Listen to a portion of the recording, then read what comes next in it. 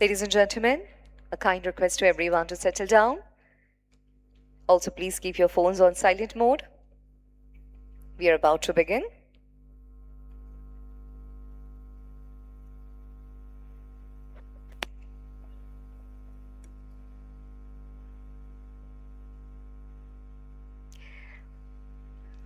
Well, I think we're good to go ahead. Good morning, everybody. Good morning. Namaste. A very, very warm welcome to all of you to the inaugural Pan India Outreach Program for Corporate Bonds. My name is Mayuri Malankar, and I'm delighted to be a host for this event. Thank you so much, everyone, for taking out time from your busy schedule and being a part of this event. Before we proceed, I'll request everybody to kindly rise for the national anthem.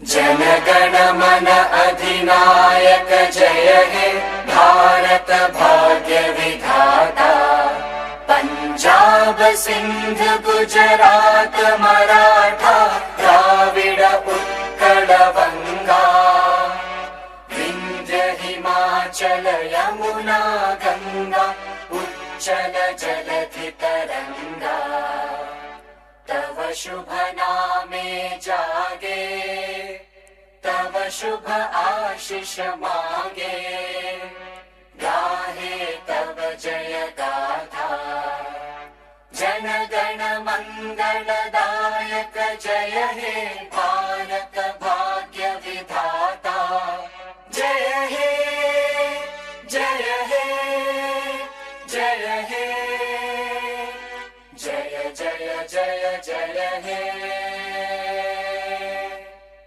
Jai Hind.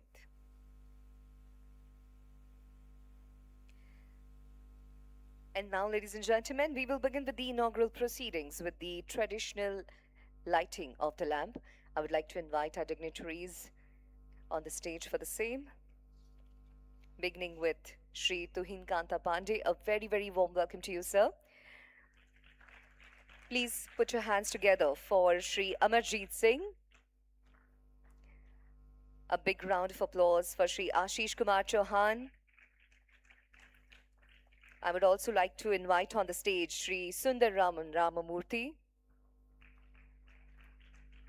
Requesting Ms. Maninda Chima to join us on the stage for the same. May I request Mr. Dinesh Pant to kindly join us on the stage for the lamp lighting.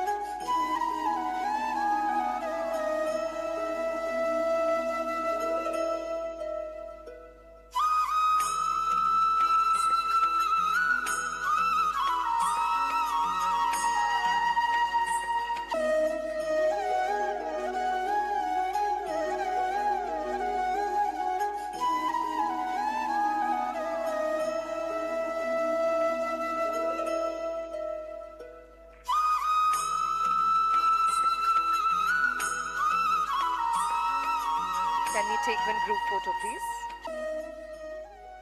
हमारी भारतीय परंपरा के अनुसार दीप प्रज्वलन कर इस कार्यक्रम की शुरुआत हो चुकी है.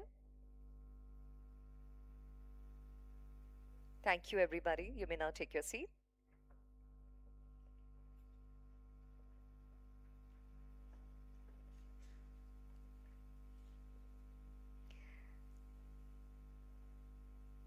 Moving ahead, ladies and gentlemen, to set the context of today's program, we now invite Shri K. Sarvanan, Chief General Manager, SEBI, to deliver the preamble of this event.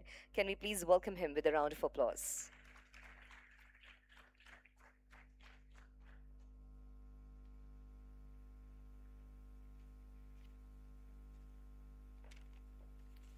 Very good morning and greetings to everybody. It's my pleasure to be present over here today in such an important program. My role over here is to share with you all our experience of how we got the idea of getting into this Pan-India Corporate Bond Program. Chairman sir, he had a meeting with the TDHs once. During the times there was mentioned to us about corporate bonds, its depth, about liquidity and so many aspects, later aspects, and also sir was talking about awareness programs to be conducted, especially for bonds. Then subsequently I had a meeting with Mr. Amarjit Singh also, our whole team member. He was also mentioning to me, Saravanan, we have to do something on corporate bond. This time it is from the issuers perspective. We need to reach out to issuers. We need to understand why they are not coming, and somebody who had come for the first time, why he is not coming for the second time. So he said you have to do that. So the directions have come from two persons, especially from from the highest authority also. Then immediately what we did was at DDHS, we contacted the exchanges, both at BSC and NSC. We were discussing like how to go about with respect to this particular program on corporate bonds specifically. And we were all discussing one thing, that we need to have some kind of tagline for this particular bond as an instrument, because we know the success of our mutual funds with respect to mutual funds Sahi Hai campaign. So on similar lines, we wanted to have something for this also, and OBPs were approached. They also, okay, no, I readily accepted, and we wanted to have a tagline whereby bond is a bandhan. It's a relationship, which is a salubrious relationship between the issuer and the investor. This needs to be captured in the form of a tagline. So tagline was made ready. Then we also wanted to bring out some kind of documentary on bond, because bond is not something new for any of us. This has been there for time immemorial. So how do we bring it to the attention of the audience, be it issuers or investors, whoever it is? So we have one documentary on bond, which is talking about the asset planning stage to till today, how this particular instrument has been living with us. Then chairman also said that last time that we had to do some programs for investors. We need to bring some awareness videos. Chairman said we are ready with not just one. In fact, the exchange is ready with 4 such videos today. So 4 such videos are talking about investors, what investors should take care of, what are precautions that they should take care of. 4 such videos have been brought out today, and this is how we are going to go about, and all these launches are going to be done shortly at your hands. And sir, as far as this thing here is concerned, of now documentary is concerned, we are bringing that point over here, and also investor camps we have been doing, and now we have to reach out to the issues also. We are going to discuss with them about the ground realities and bring to over here. So this is the kind of important activity that we are planning to do, and this we want to do only with the blessings of you all. This is a family actually where we are part of. It's customary for us to take the blessings of the elders in the family. So we are here seeking your blessings, all of you, and we have to march ahead. After seeking your blessings and good wishes, sir. Thanks for the opportunity given to me.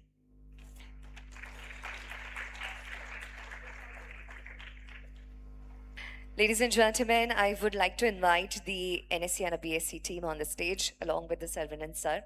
They have been working closely on this for the photo op. May I have the entire team on the stage?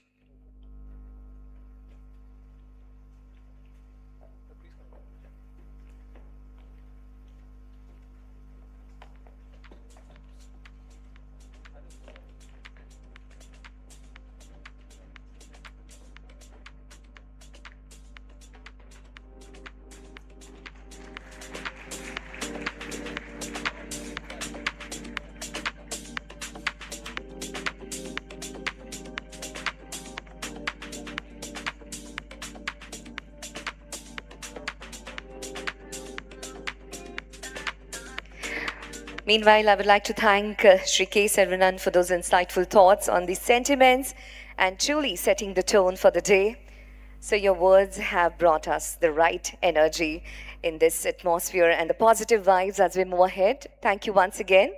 I would once again like to invite Sri K. Sarvanan back on the stage before I invite the next speaker. May I request Sri K. Sarvanan to please join us back on the stage. Ladies and gentlemen, our next speaker, Sri Amarjit Singh, is a whole-time member of SEBI, and he'll be presenting the opening address. I will request him to join us on the stage. But before he starts his speech, we would like to present a lovely bouquet of flowers.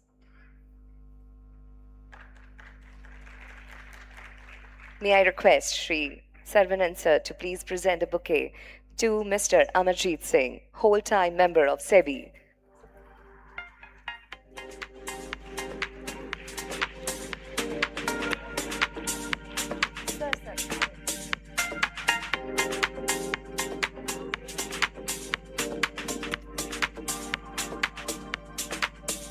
Thank you, Mr. Saravanan.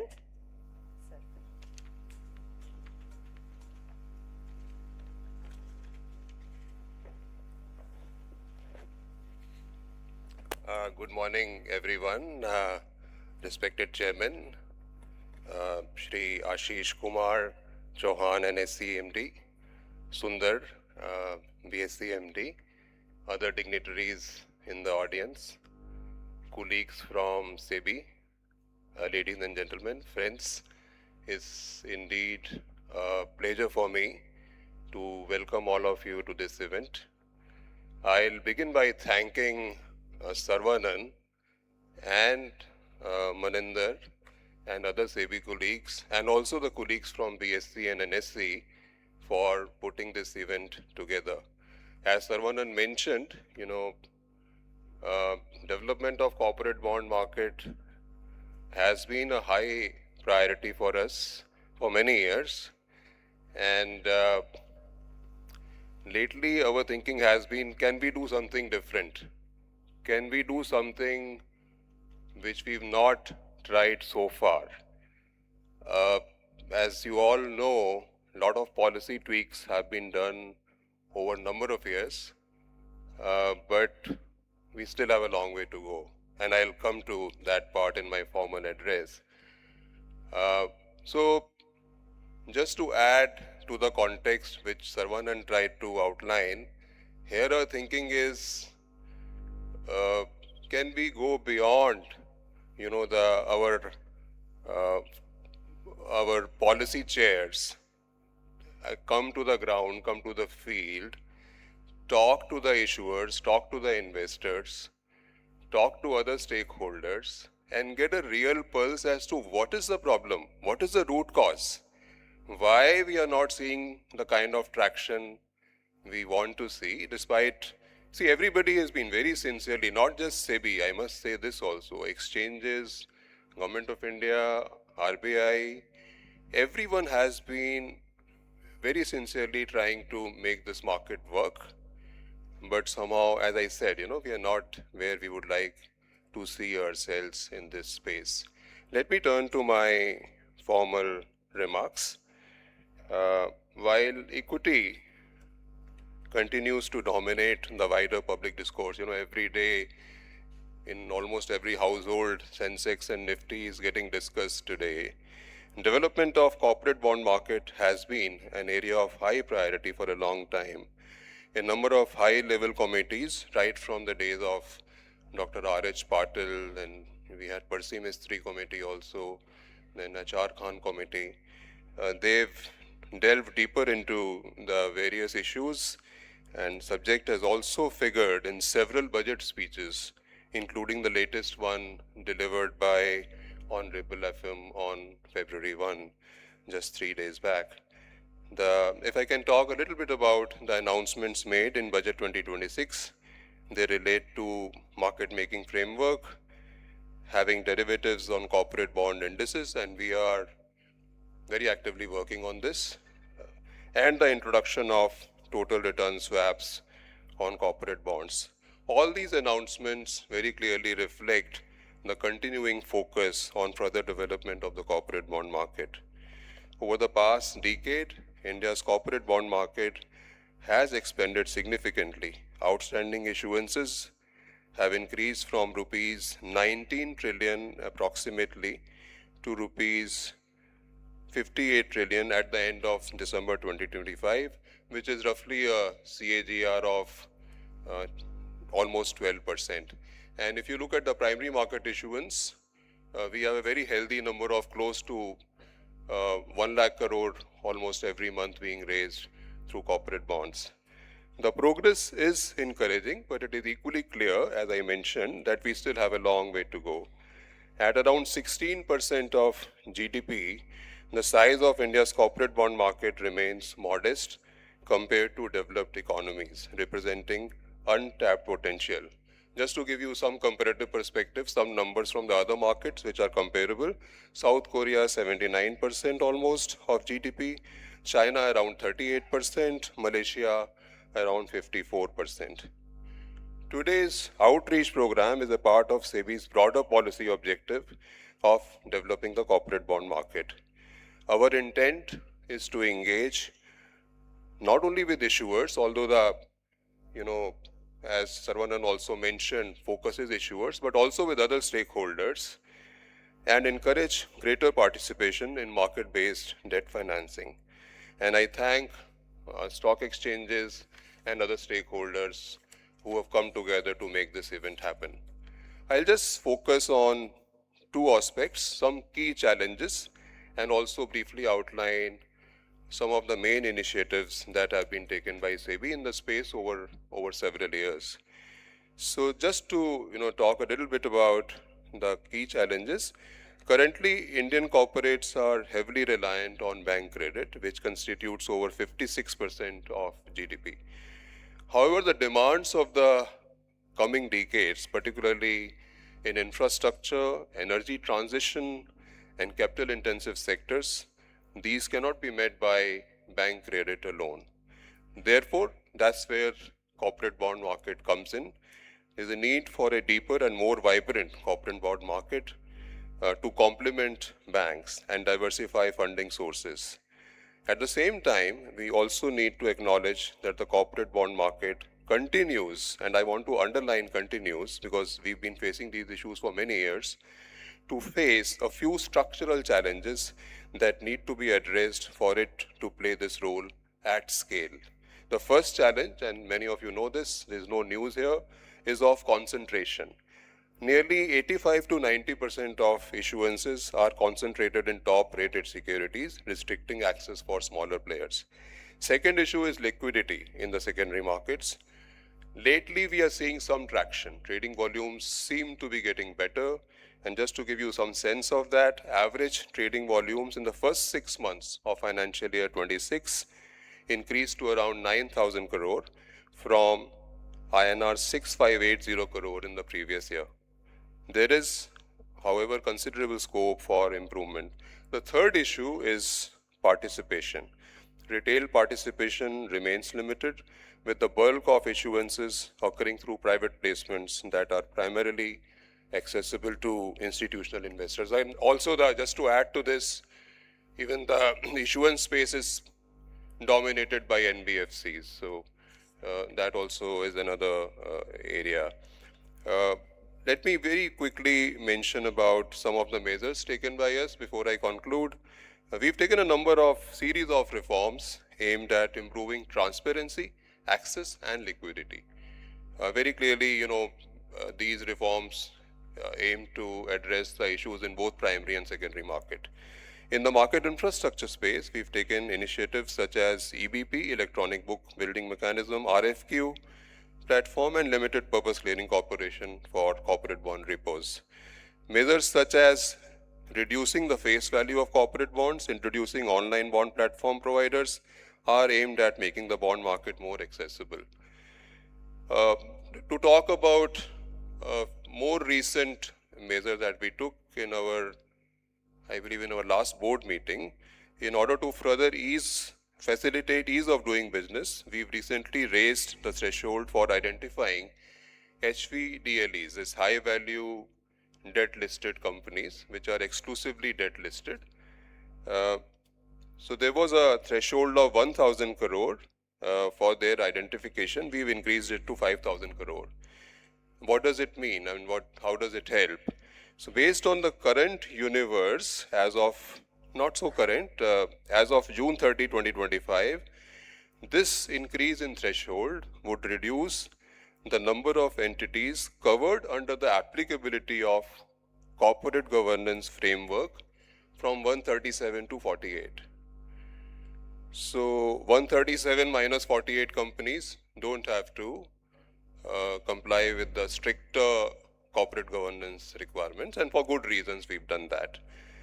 Let me conclude. For corporates, the case for accessing the bond markets is compelling.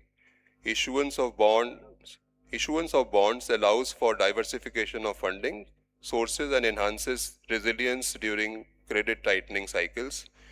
Bond markets can offer competitive pricing and flexibility, in structuring in terms of coupons, tenors, and repayment full profiles. We've lined up a couple of panel discussions today. These panel discussions are on fundraising through debt securities and on addressing liquidity concerns in bonds. These are very timely discussions and highly relevant. I encourage all of you in the room to participate and engage actively. Let me conclude by reiterating that SEBI remains committed to simplifying regulatory processes where feasible, encouraging innovation, strengthening investor protection, and working closely with stakeholders to remove structural bottlenecks. We view issuers not merely as regulated entities, but as partners in market development.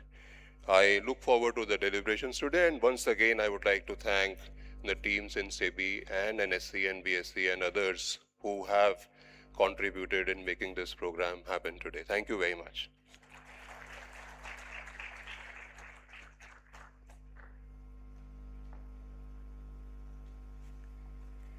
Thank you very much, sir, for sharing such valuable insights with us.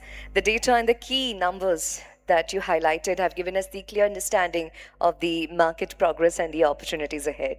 Thank you once again. Moving ahead, ladies and gentlemen, I would like to invite on the stage Shri Ashish Kumar Chauhan, Managing Director and the CEO of National Stock Exchange of India Limited. Please welcome him with a thunderous round of applause.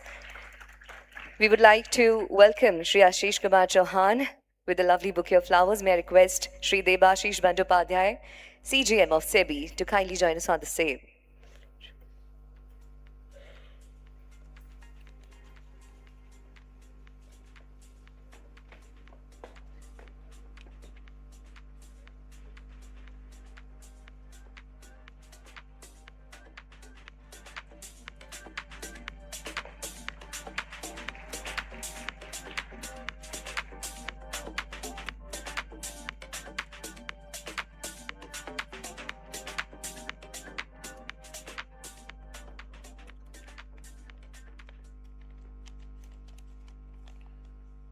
Respected Chairman SEBI, Shri Tuhin Kanta Pandey, whole-time member SEBI, Shri Amarjit Singh, ED SEBI, Sushri Maninder Chima,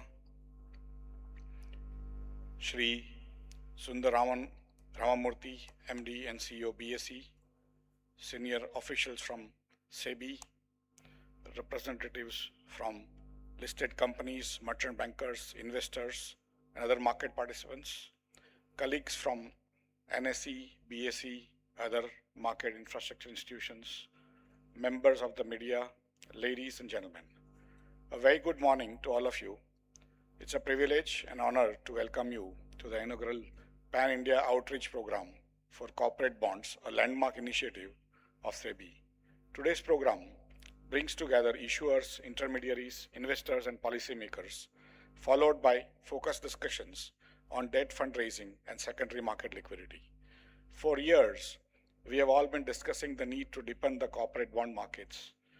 But now the time for action is more pronounced because India's growth ambitions and financing needs will not wait. In fact, NSE's journey started with the debt market segment in June 1994. That is the month when actual official inauguration happened. We started trading on a beta basis. That time beta as a concept was not even known to us, but we started slightly before that. And then Honorable Finance Minister at that time, Dr. Manmohan Singh, came to inaugurate in June 94. And then few months later, in equities, we started trading on November 3, 94. In over 3.5 decades since we started working on NSE, we have consistently heard the same refrain that India must build deeper debt markets, and this initiative matters today because deepening bonds is not a nice to have anymore. It's a national financing necessity. So I thank SEBI for driving a reform-led, market-led agenda that is steadily moving India's bond market from possible to practice. India is no longer merely emerging. We are defining our own trajectory towards the vision of Viksit Bharat by 2047 under the strong leadership of Honorable Prime Minister Shri Narendra Modi ji. Recent progress on trade deals with European Union and the United States strengthens India's growth runway by improving market access and predictability for Indian industry. This is exactly the kind of tailwind that makes even more urgent to build a mature corporate bond market that can finance export capacity, supply chains, and long duration investment. Debt is not a new idea. It is one of the oldest ideas in human life. In fact, even Rig Veda, the Rin, it's not necessarily monetary Rin, but Rin is a very important facet of life or day-to-day life. We borrow a little small ball of sugar from our neighbor, and then we give it back with some gulab jamun. That is also returning of our Rin with interest in some ways. And that is why it's amazing how we have not been able to develop this market. But a promise to repay, backed by credibility, cash flows and trust, and even temples, the churches, the Buddha viharas across the world used to be the lenders to not only individuals but also to kingdoms. And that's where all the entire framework of finance actually evolved. The first double entry bookkeeping system treaties were written by an Italian priest called Luca Pacioli, and I used to wonder why an Italian priest had to write a double entry bookkeeping system framework is because they were the people with money, they were the lending people, and that's why they had to also take it back. But in some ways, the entire Europe, when it developed on bonds, all their physical infrastructure, the municipal bonds, the state bonds, and the government bonds, including war bonds, if we recall. So there are, over a time, there is an expansion from intermediation to measured disintermediation, where capital moves through transparent market platforms rather than only through balance sheets of intermediaries. Banks are good for working capital and shorter tenor credit. And here I might remind you that India is pretty much amongst the lowest leveraged countries, the large countries in the world. Today, our banking system size to GDP is very low compared to the rest of the world. And similarly, overall indebtedness in the economy is also very low compared to the GDP. And that's where it allows us a way to create this bond markets, even a loan market. Even our loans books with the banking systems are not that high compared to the size of GDP. And so it allows us to now expand the entire bond and loan portfolio so that we finance the corporates and they create more jobs, they create more exports. And that's where bonds are essential for long duration nation building, infrastructure, housing, energy transition, manufacturing, and many more. To meet our net zero targets by 2070 alone, India will require investments exceeding $10 trillion. A deeper bond market also strengthens pensions, insurance, reduces asset liability mismatches, and improves system-wide resilience. India's equity markets are globally respected, with market capitalization crossing $5 trillion in about 3 decades since NSE began operations. Now we need the same multiplier effect in debt. Since financial year 22, NSE has enabled fund mobilization of about 76 lakh crore rupees, out of which about 60 lakh crore has been raised through debt platforms. In 25 alone, NSE facilitated 20 lakh crore rupees, the highest ever, of which over 15 lakh crore was through debt instruments, which includes commercial paper. Notably, funds mobilized through NSE is much higher than the incremental credit offtake by banks to industry. So we are not small compared to the size of our banking system. We are pretty large now. And each year we are giving more money through bonds compared to the banking system lending to industry every year, year after year. But overall, the size of the pie is less compared to our economic size. And the composition shows what must change. In 25, about 9.2 lakh crore came through commercial paper and 5.9 lakh crore came through private placed NCDs, while public NCDs were only 2,257 crore. In 2025, public NCD issuances accounted for only 0.15% of total debt raised. Amarjit Singh also mentioned about it. The destination is clear: more listed public issuances, repeat issuers, and active secondary trading. But that will also require us to ease the paperwork for coming out with the public issuances, because private issuances now can happen literally in a matter of days, while as the public issuances are taking longer time because of absolutely different reasons that we need to protect the small investors. And so we require price discovery to be continuous and not episodic. To the issuers and business leaders present here today, I would like to make a clear and direct invitation. Please consider the listed corporate bond markets as a long-term funding partner and engage with it consistently. India's growth needs more frequent, transparent, benchmark-style public issuances from high-quality companies across sectors. The opportunity to broaden the issuer base is significant. Debt cannot be cost-effective relative to equity for many issuers, especially when cash flows are predictable, because it avoids dilution and can reduce the weighted cost of capital. At NSE, we are committed to support you all through the life cycle, efficient primary issuance through our electronic bidding platform, stronger secondary market access through the RFQ ecosystem, and sustained issuer engagement to help you prepare for disclosures, documentation, and investor communications. We'll work closely with you and with intermediaries as well as SEBI to ensure that the process is orderly and smooth. Our assurance is simple: if you are prepared to meet the standards of transparency and governance that build trust, NSE will be a steady partner in helping you diversify funding sources, broaden your investor base, extend maturities, and raise long-duration capital at scale. NSE's electronic bidding platform and request for quote platforms have emerged as pivotal enablers of transparent, efficient, and competitive price discovery in primary and secondary markets, respectively. Our EBP facilitated bond issuance worth 4.85 lakh crore in financial year 25, making a robust 32% year-on-year growth. Our RFQ platform achieved a record high daily volume of 5,676 crore in financial year 26 so far. The ecosystem has further deepened with online bond platform providers, OBPP, some of you who are sitting here, expanding access through digital distribution. Today, 29 registered OBPPs have collectively facilitated over 20 lakh gross trades in financial year 26 till date. It is therefore apt that SEBI is launching the OBPP tagline, documentary and awareness videos today, because access, awareness, and trust are essential to depth.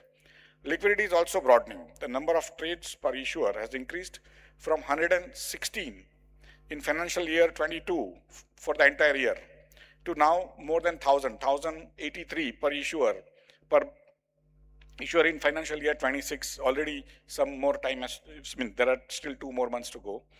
Covering OTC, that is CBRICS, and the RFQ platform at NSE, an important sign of improving participation and distribution of activity. It is also good to see the process in green bonds.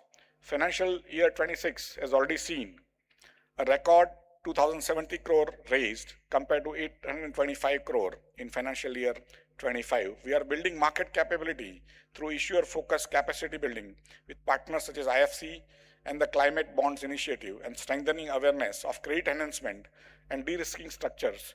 We have received many of this bond listed with even foreign participants giving credit enhancement recently, so that green finance can move from niche to mainstream, especially for long-term infrastructure funding. Despite advances, India's corporate bond market stands at about 15 to 16% of GDP, as Sri Amarjit Singh said, well below global benchmarks. In advanced economies, deep corporate bond markets with active secondary trading and large sustainable debt programs are a primary engine of long-term finance. India now needs the same maturity at scale. Niti Aayog projects these markets can grow to 120 lakh crore by 2030. To get there, liquidity must follow standardization, fewer, larger repeat issuances, clear benchmark tenors, and consistent disclosures. And we must responsibly expand access beyond only AAA issuers using tools like partial guarantees and blended finance. The Union Budget 26-27 has proposed an infrastructure risk guarantee fund to provide calibrated partial credit guarantees, exactly the kind of risk mitigation architecture that can crowd in long-term bond investors, especially for infrastructure-linked insurers. The budget also proposed market making and derivatives on corporate bond indices, along with total return swaps on corporate bonds. These announcements directly address the missing middle of our bond market, that continuous liquidity, tradable benchmarks, and modern risk transfer tools are essential for growth of the market. And as we widen issuance beyond the largest corporates, the budget's corporate Mitras proposal can help more MSMEs and mid-sized issuers navigate compliances and disclosure requirements at affordable cost. The proposal to introduce trades receivable as asset-based securities can further broaden the ecosystem by creating diversified tradable pools of risk. There is also an important push to municipal bonds, an incentive of 100 crore for a single issuance of above 1,000 crores, while continuing Amrit support for issuances up to 200 crore. In fact, immediately yesterday, there was an announcement, at least whether it actually happened or not, but there was a newspaper article that BMC, which is the most cash-rich municipality in India, is now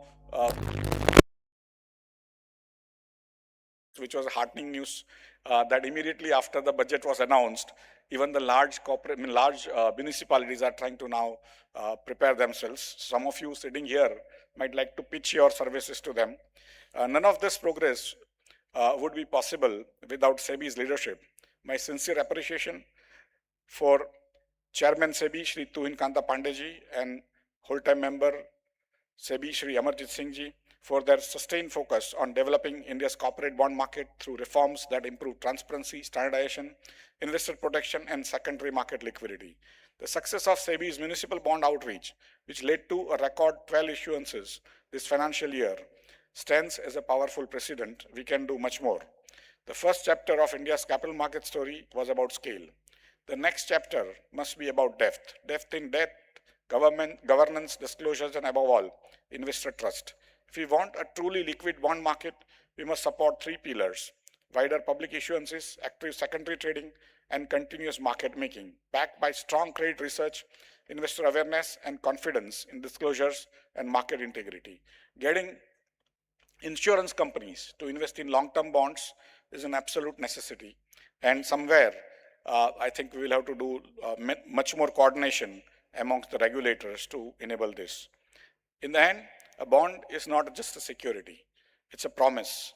Equity finances aspirations, but debt finances commitment. Equity can forgive volatility, but debt does not forgive complacency. Once again, to the issuers here today, NSE will work closely with you at every step so that issuance is efficient, disclosures are robust, and your access to long-term capital becomes smoother and more scalable. When India's savings flow through transparent, trusted bond markets into productive enterprise, capital does more than earn returns. It builds the nation. Thank you. Jai Hind.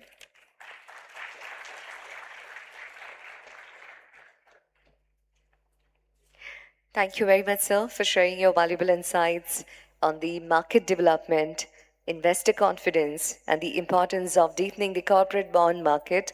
Also, thank you for sharing your thoughts and the NSE's role in strengthening the ecosystem. This has truly added great value to today's conference. Thank you so much. And with this, we move ahead, ladies and gentlemen. I would like to invite on the stage Sri Sundararaman Ramamurthy, Managing Director and CEO of BSC Limited. Can we please welcome him with a big round of applause? To welcome Sri Sundararaman Ramamurthy with a lovely bouquet of flowers, may I once again call upon stage Sri Debashish Bandopadhyay, CGM of SEBI.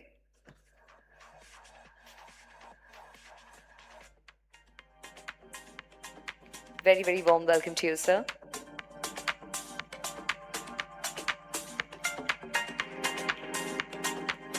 Thank you, Debashish, sir.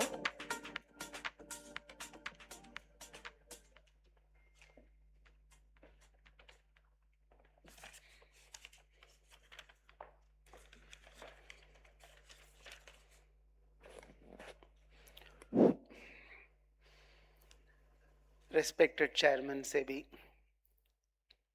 whole-time member SEBI and Executive Director SEBI, the CGM and other colleagues from SEBI, and Shri Ashish Kumar Chauhan ji from NSE, various market participants who have assembled here, and my colleagues from NSE and BSE. Hardik Pranam. I feel very happy to be standing here and talking about corporate bonds today.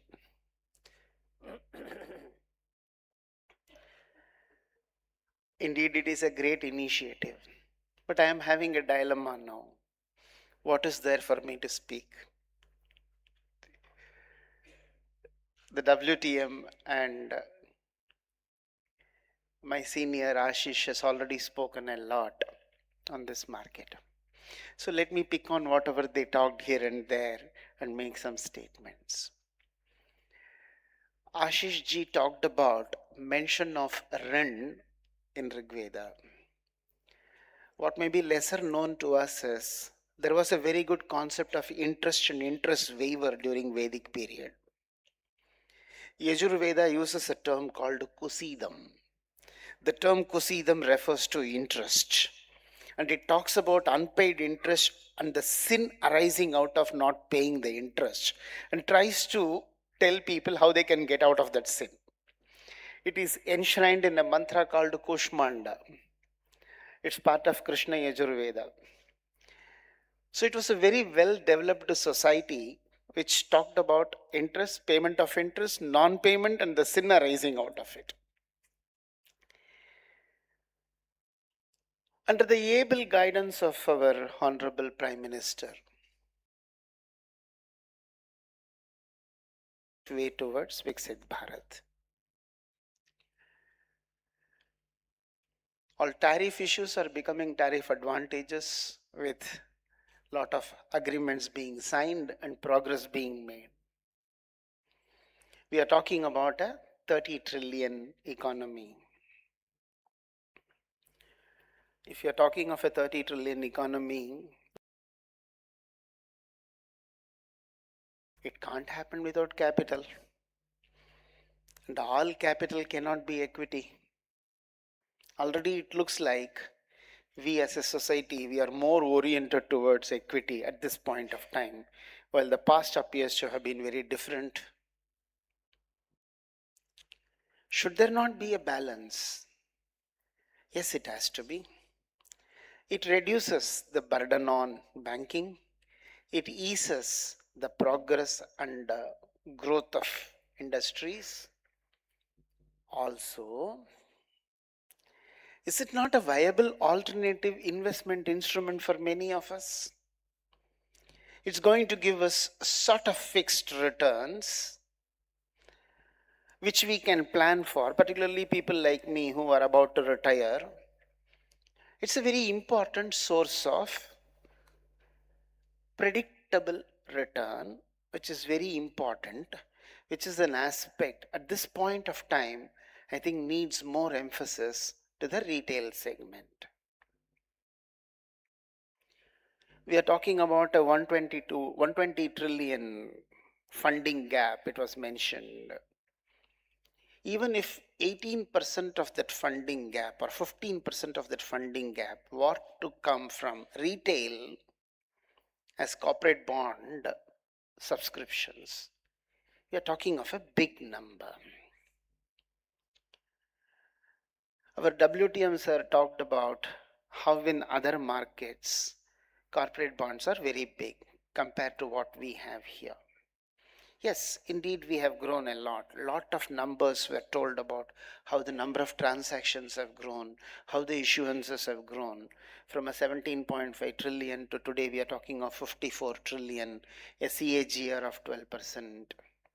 It was also told how compared to US, compared to Korea, compared to Malaysia, we are having much lesser portion of our GDP coming from corporate bonds, clearly underlying that there is a great possibility for us to increase our efforts on corporate bond. One is of course public issuances. Second is market making. Third is awareness, which Ashish Ji mentioned. I think the awareness portion of it, for the first time in the history, in this way, thanks to SEBI, is happening. If this were to catch momentum, which I am sure it will, like what we are today talking about mutual funds, particularly large cap mutual funds, as a slightly safer instrument for investment, you should be able to talk about corporate bonds.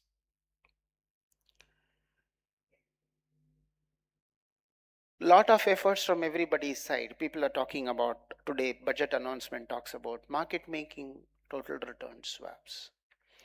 I'm just going to talk two parts before I call it a day.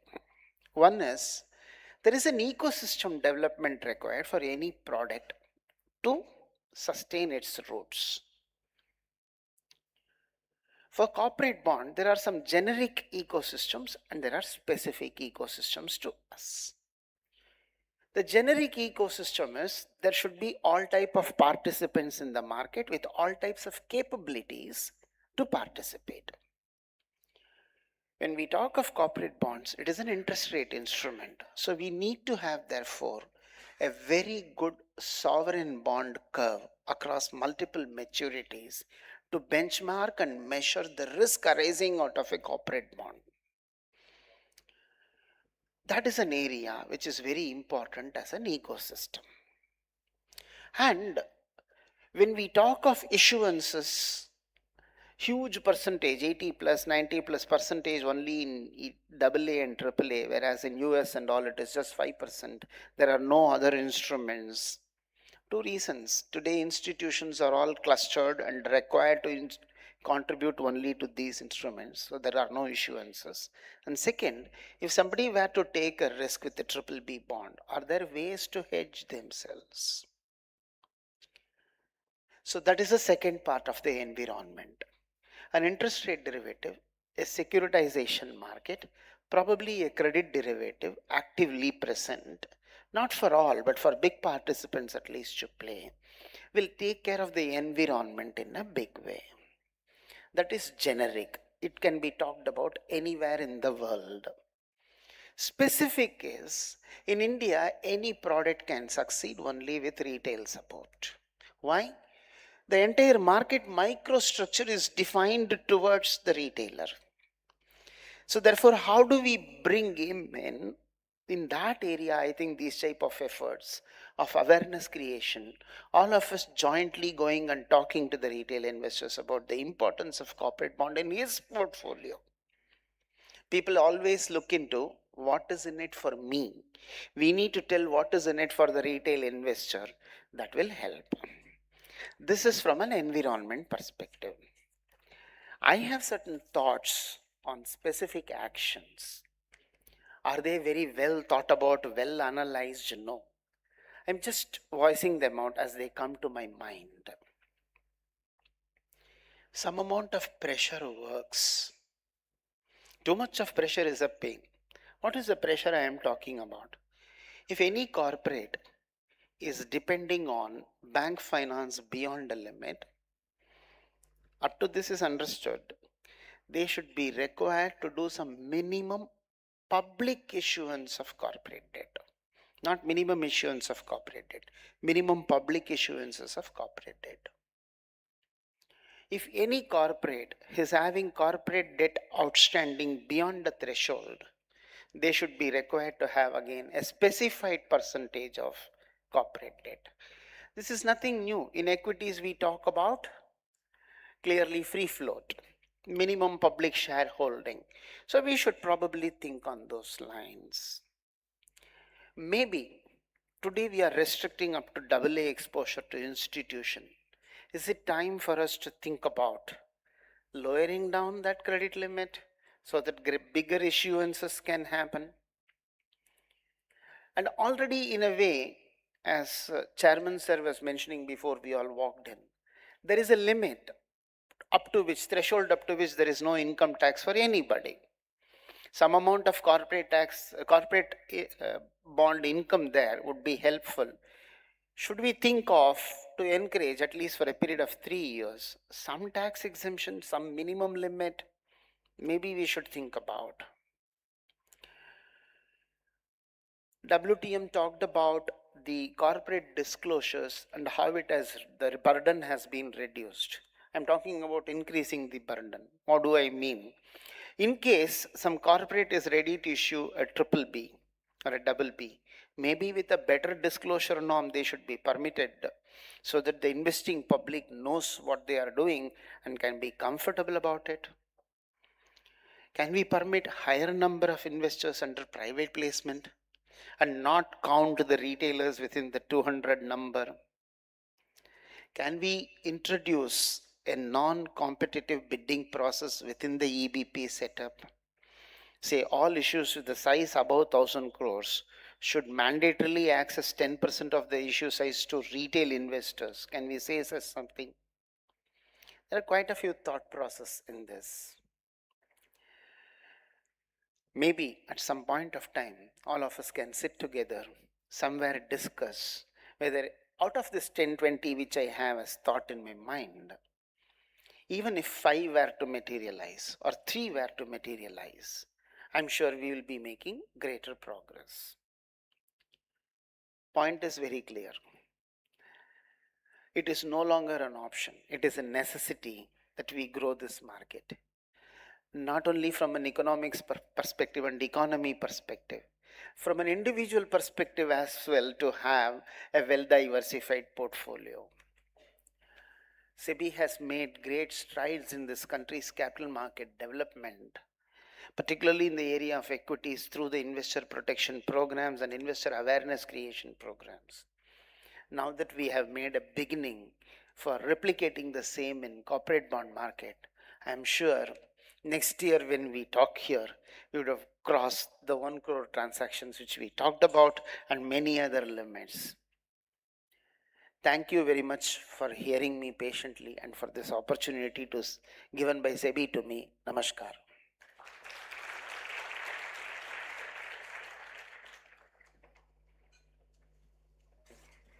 Thank you, sir, for your insightful address. Your perspective on building a stronger market ecosystem, enhancing investor participation, and further developing the corporate bond market was truly encouraging. We appreciate BSC's continued efforts in strengthening this ecosystem. Thank you once again. And with this, ladies and gentlemen, we come to a key moment of today's inaugural program, the moment that captures the spirit, the purpose, and the promise of the bond market outreach initiatives. The OBPP tagline represents a shared commitment of the regulator, market institutions, and stakeholders to deepen India's bond markets and widen participation through awareness, trust, and transparency. May I kindly request all of you to please put your hands together as I invite the chairman of SEBI, Shri Tuhin Kanta Pandey, on the stage for the same. Let's welcome him with a thunderous round of applause, everybody. We would like to welcome him with a lovely bouquet of flowers. May I request Shri K. Sarvanan to join us back on the stage to present the bouquet to Shri Tuhin Kanta Pandey.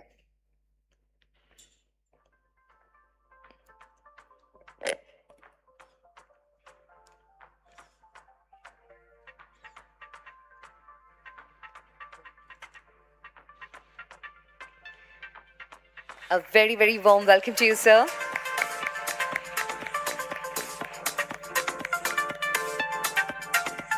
I would also like to invite Shri Amarjeet Singh, whole-time member of SEBI, Shri Sundar Raman Ramamurthy, Managing Director and CEO of BSC, Shri Ashish Kumar Chauhan, Managing Director and CEO NSE,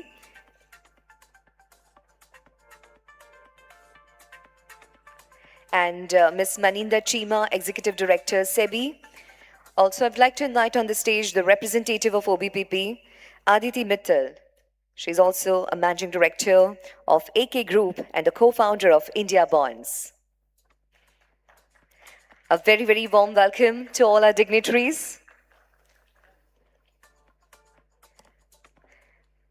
Ladies and gentlemen, we are now proceeding towards the official launch of the OBPP tagline. May I please have the remote on the stage?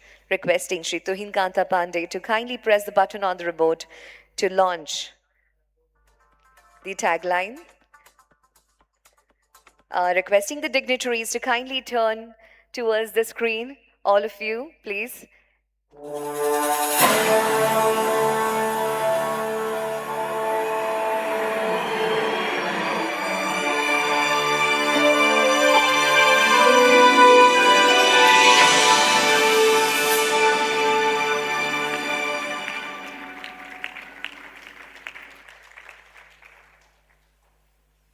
Thank you. Thank you so much. Requesting Ms. Aditi Mittal, Managing Director of AK Group and the co-founder of India Bonds, to present the memento to our dignitaries, beginning with Shri Tuhin Kanta Pandey, Chairman of SEBI.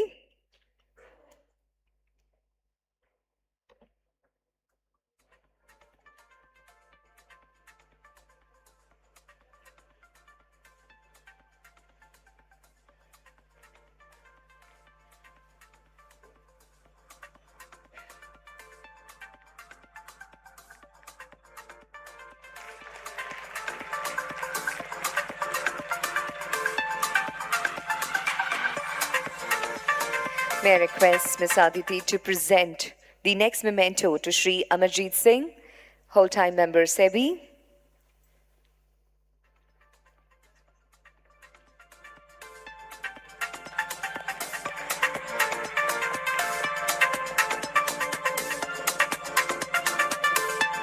Ms. Aditi will now present the memento to Shri Sundar Raman Ramamurthy, Managing Director and CEO of BSC.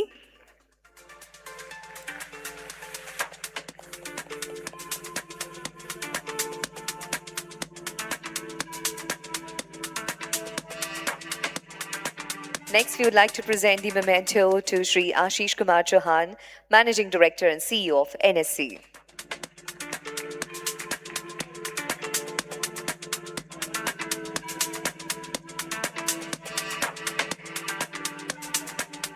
Next, I'll request Ms. Aditi to present the memento to Ms. Maninder Chima, Executive Director, SEBI.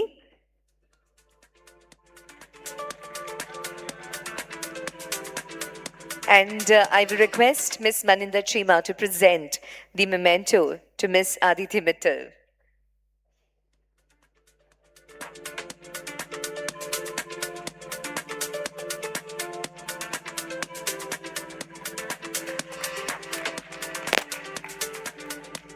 Thank you. I will now request all our dignitaries to kindly take the mementos in a hand and pose for the group photo.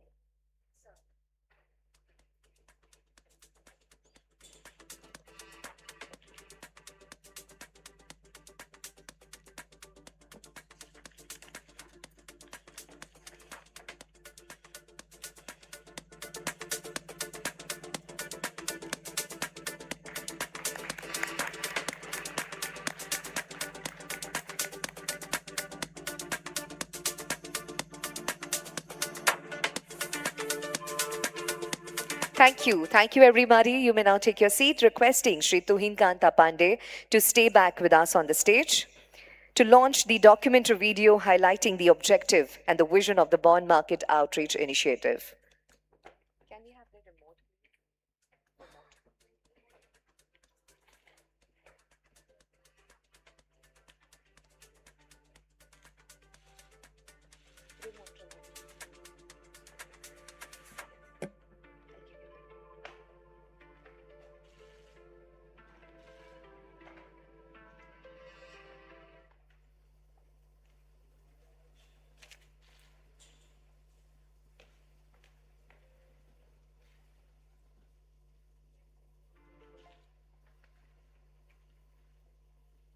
The bond market story. Bonds, among the oldest financial instruments, continue to fund growth with trust and transparency. The story of bonds is millennia old, from clay tablets recording early loans in 3000 BC in ancient Mesopotamia to classical Greece and Roman kingdoms, and across continents and centuries, societies have relied on structured debt to build trade, infrastructure, and institutions. India's journey mirrors this evolution, from colonial era loans to post-independence government securities that built our modern economy. Over the past 2 decades, India's debt market has evolved, transforming from a bank-dominated system into a rapidly expanding, diversified marketplace.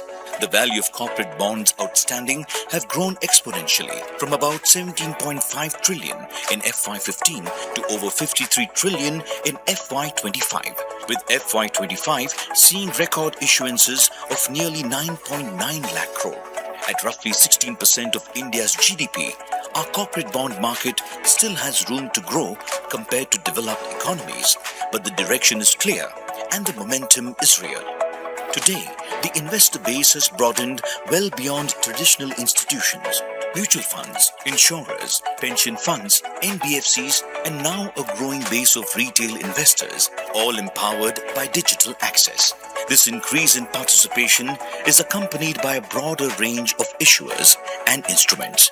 Capital now flows across financial services, infrastructure, energy, manufacturing, and green finance, with bond types expanding to ESG-linked, social, and sustainability-linked debt aligned with global standards. Behind this rapid transformation stands India's regulators reshaping accessibility, liquidity, and protection in the bond market. That intent is now visible on the ground.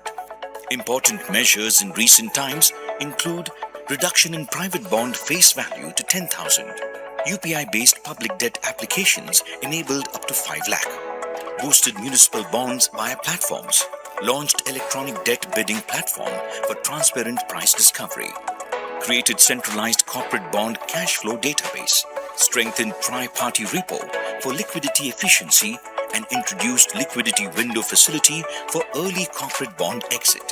For issuers, the debt market is a thriving ecosystem, offering potentially lower cost of capital, longer tenors, diversified funding, and access to a broad investor base.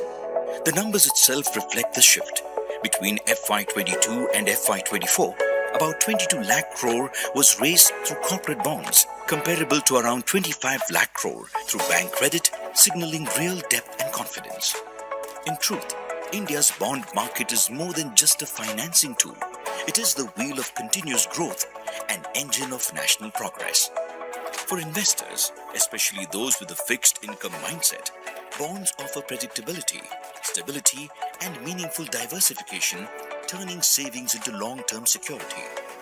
This accessibility means as ticket sizes fall and digital access rises, more Indian households can move from a savings mindset to thoughtfully investing in the bond market, joining the nation's growth story.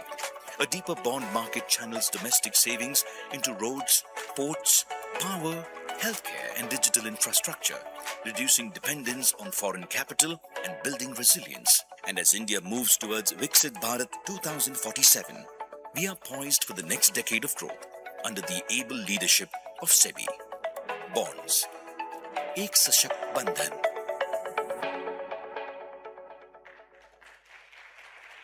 And now, continuing with the launch initiatives, we will present the series of investor awareness videos developed by BSc and NSC. May I once again request Shri Tuhin Kanta Pandey to kindly inaugurate these videos.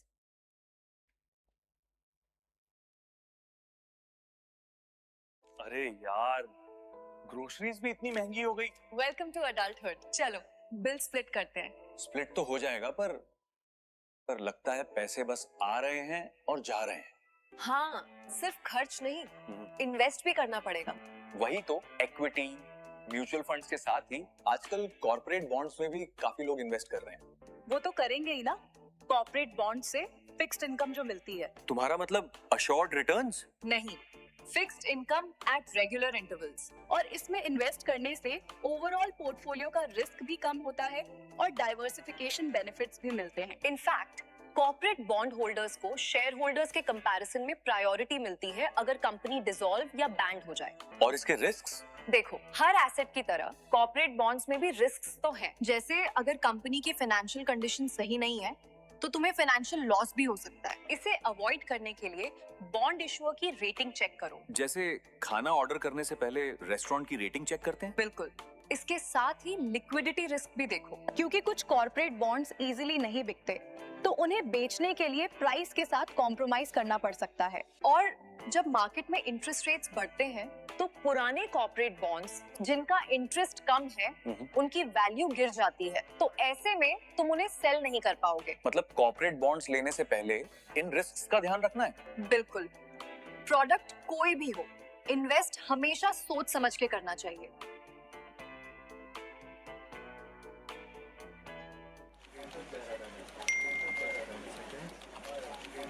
Finally यार salary आ गई।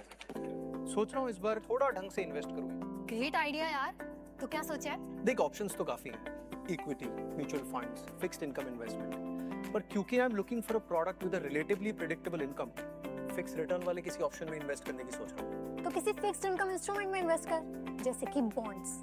पर investment इन bonds तो थोड़ा complicated होता है ना? नहीं यार, कौन सी सदी की बात कर रहे हैं? Now you can invest online in bonds at a click of a button through various platforms like online bond provider platform, मतलब OBPP।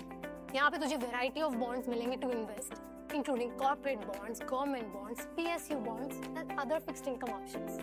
Oh, that sounds great. I think I'll start. अरे अरे अरे, पर पहले keep two things in mind. First, as per your risk appetite. Second, invest करो only through SEBI regulated OBPPs। Best है। I think now I have the clarity.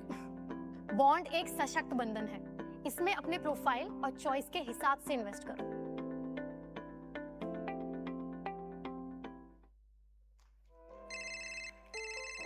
इसका call फिर से आ गया।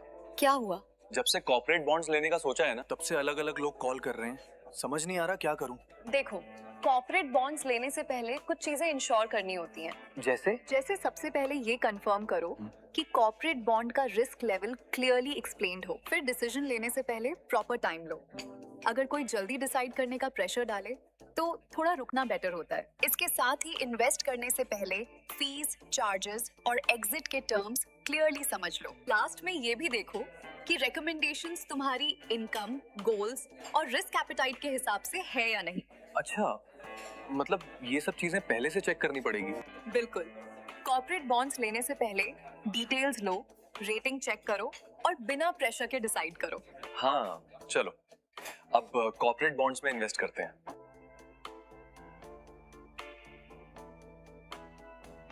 भैया ये देख, क्या इन्वेस्टमेंट अपॉर्चुनिटी है यार।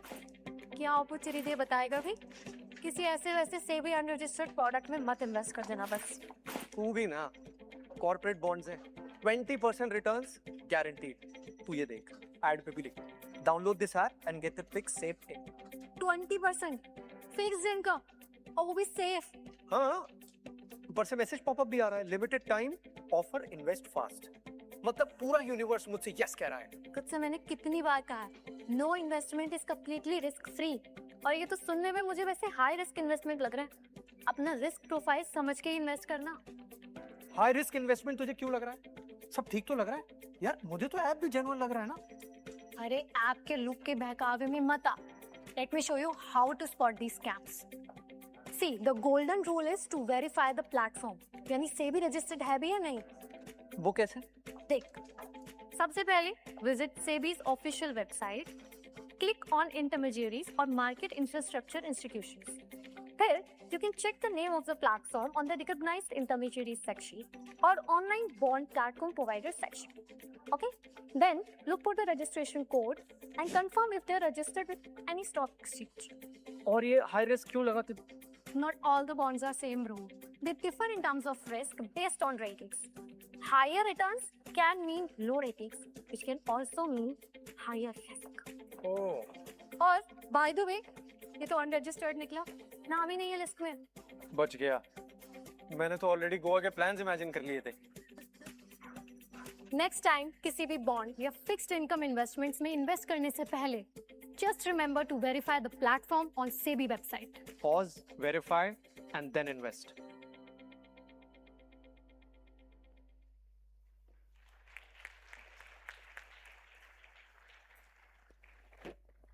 Well, now, ladies and gentlemen, it's my privilege to request Shri Tuhin Kanta Pandey sir to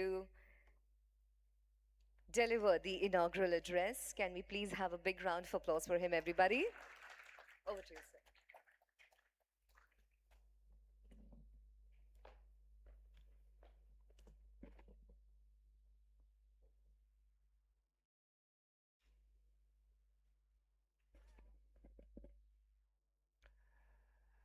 Shri Amarjit Singh Ji, WTM SEBI, Shri Ashish Kumar Chauhan, MD and CEO NSE, Mr. Sundar Raman Ramamurthy, MD and CEO BSC, leaders of India Inc., market intermediaries, ladies and gentlemen, very good morning.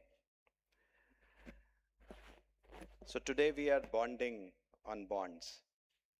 I'm delighted to address this inaugural outreach program on corporate bonds. We are meeting today for a primary purpose, which is to hear directly from issuers what keeps you away from accessing the corporate bond markets and what will make it work better for you. This is a time when India is embarking on an ambitious and aspirational journey towards Viksit Bharat. For this goal, our capital markets must not just keep pace, but must lead the way. The growth we are aiming for cannot be financed by bank credit alone. To fund our infrastructure push, green transition, manufacturing capabilities, and service excellence, we need a strong banking system complemented by a deep, liquid, and trusted capital market. Today, I will highlight how corporate bond markets can support India's next phase of growth and why this outreach matters. India remains among the fastest growing major economies. Over the past 3 years, quarterly GDP growth averaged about 7.8%, and real GDP is estimated to grow at around 7.4% for FY26. We are now the world's fourth largest economy and poised to enter the top 3 soon. The corporate bond market has become increasingly important.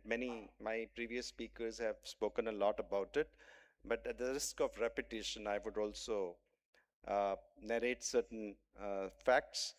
In FY25, issuers raised about 10 trillion rupees through debt issuances. Between April and December 25, also they have raised about 6.8 trillion rupees. Over the last decade, outstanding corporate bonds have grown at roughly 12% CAGR from about 17.5 trillion in FY15 to 58 trillion at end of December 2025, which means 58 lakh crore. These amount to around 60% of bank credit to industry and services. Even so, corporate bonds outstanding amount to only about 16% of GDP. By comparison, this figure for South Korea is around 79%, for Malaysia 54%, and China 38%. Despite the corporate bond market growing significantly, the issuer base remains narrow. While more than 5,600 companies are listed in equity, only about 770 entities have raised funds through the debt market. Of these, 272 have issued debt multiple times, while many have issued debt only once or twice. Capital market participation is rising, as you know. The number of unique investors has grown from 43 million in FY20 to 139 million today.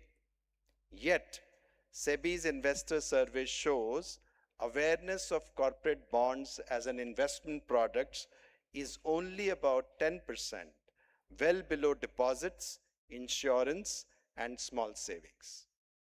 Even cryptocurrency has higher awareness at 15%.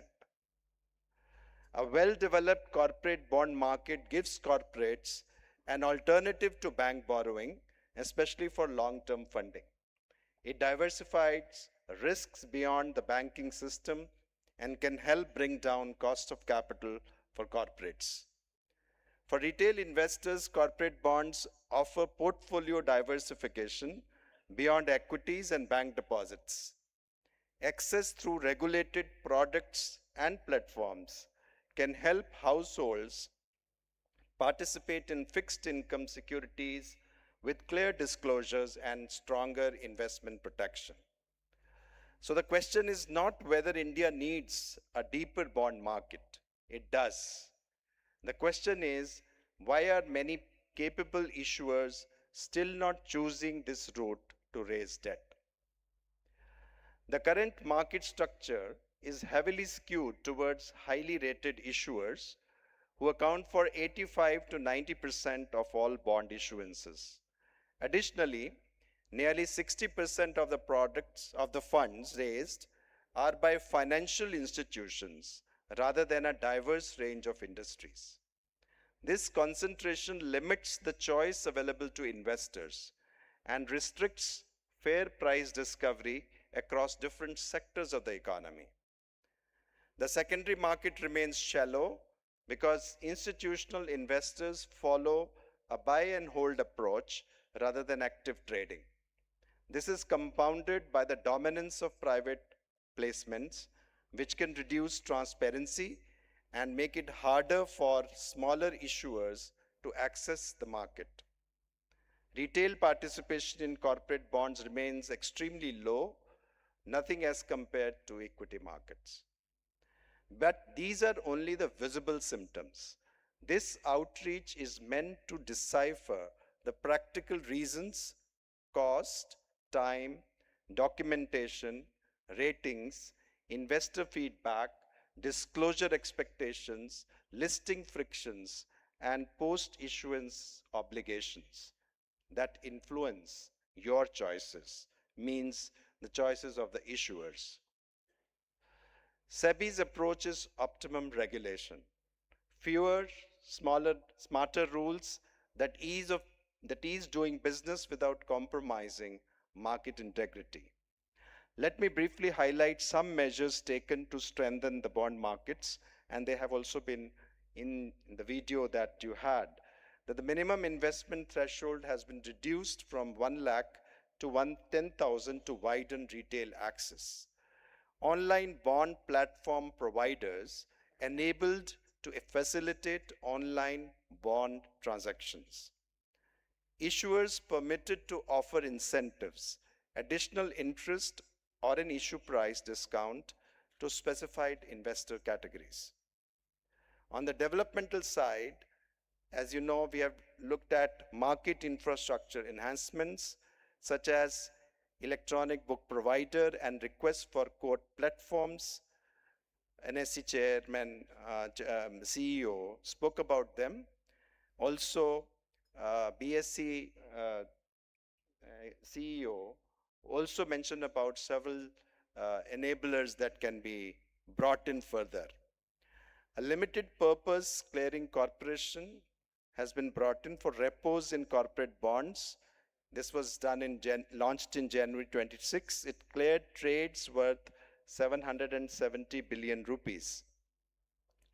A liquidity window facility is introduced to allow investors to sell bonds back to issuers pre-maturity. But we need more takers, more issuers to lean on this particular facility. A corporate debt market development fund has been created to provide support during stressed bond markets. We have relaxed the threshold for identifying HVDLEs, which was mentioned by Mr. Amarjit Singh in his inaugural remarks, thereby easing their compliance requirements.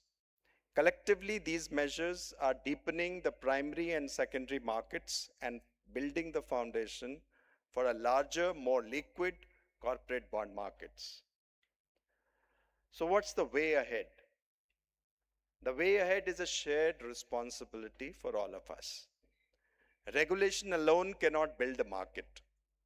The next phase depends on issuers, investors, intermediaries, stock exchanges, and regulators moving together. These outreach programs are a listening exercise to identify constraints and prioritize solutions. We want to understand what has kept you from accessing the bond markets. What part of the process do you find challenging? Ratings, documentation disclosures, listing, or post-issue compliances? What would make your choice public issuance over public-private placements? Why do some issuers return to the bond market repeatedly while many issue once and do not return? What changes would meaningfully improve secondary market liquidity? Your feedback will help us to refine the framework, strengthen market infrastructure, and expand issuer and investor participation. SEBI, in coordination with MIIs and OBPPs, will run a comprehensive bond awareness program to improve financial literacy, transparency, and retail participation. Online bond platform providers have a key role to play in widening retail participation by making access to corporate bonds simple, transparent, and comparable. You must guide investors on product suitability, make them understand key risks through standardized disclosures, and reduce information gaps. The recent union budget has proposed a series of reforms for corporate bonds to address the shallow liquidity in the secondary markets. As mentioned before, a market-making framework will support continuous two-way quotes, reduce bid-ask spreads, and improve price discovery, thereby making corporate bonds a more reliable asset class for investors. Derivatives on corporate bond indices and total return swaps will help investors in efficient risk management. As secondary market liquidity improves and investor base widens, the corporate bond markets will become more reliable and cheaper funding route for issuers.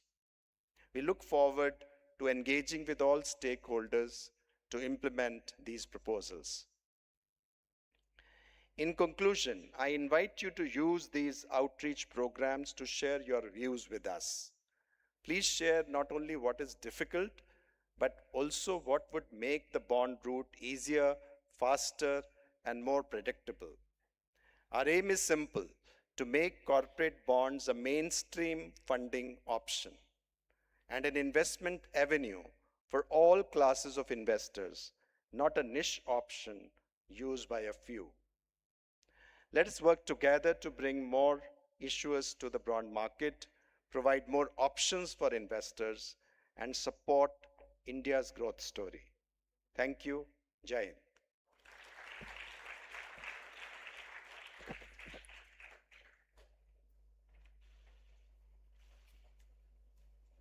Thank you very much, sir, for this highly insightful address. Your guidance today has added immense value to this inaugural program. Also, most importantly, the message of shared responsibility where regulators, exchanges, issuers, and market participants will work together has given a meaningful direction to all of us. Thank you once again. And with this, ladies and gentlemen, we will now take a short tea break of 10 minutes, requesting all of you to please resume back at 11:40. Thank you.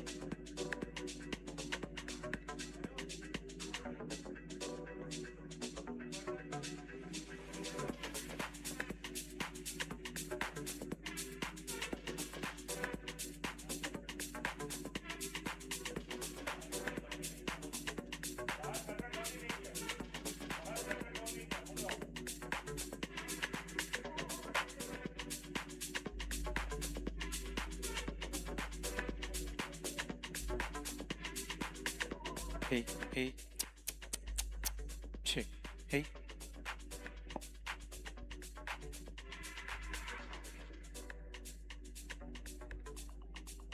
Check, hey, hey.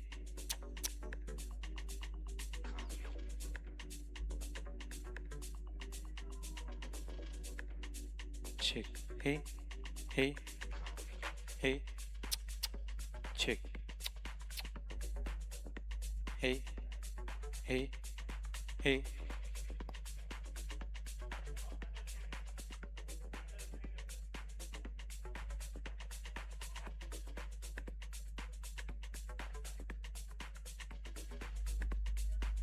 Check, hey, hey.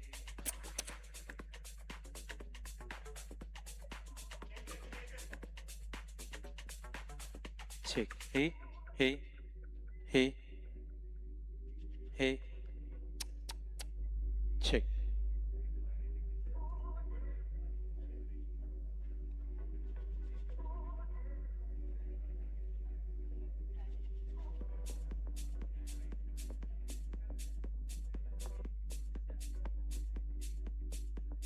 Check, check, hey.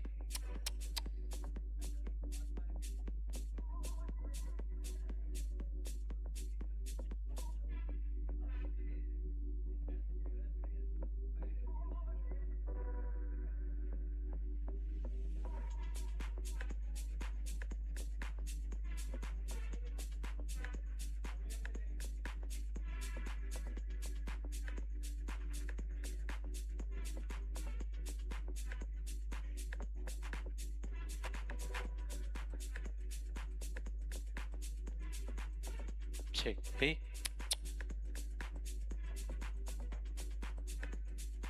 Check, hey.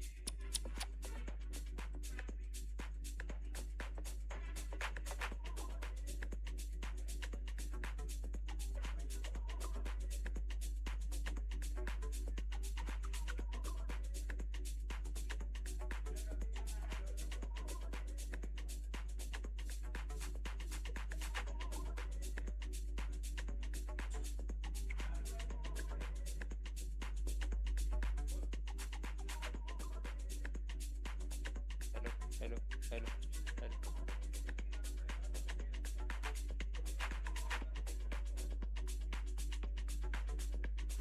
hello,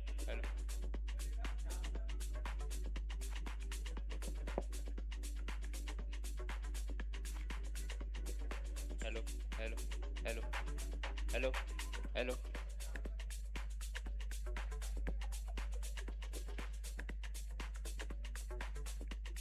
Check. Hey, this. Check this.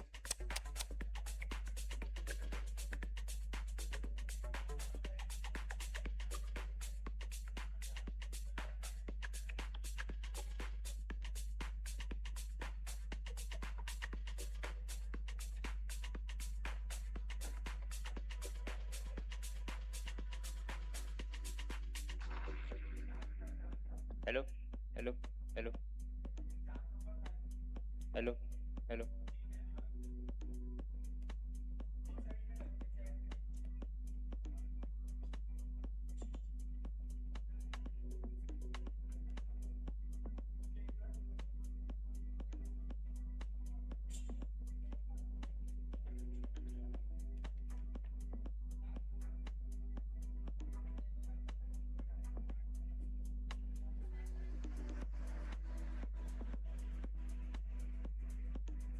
Check. Hey, this.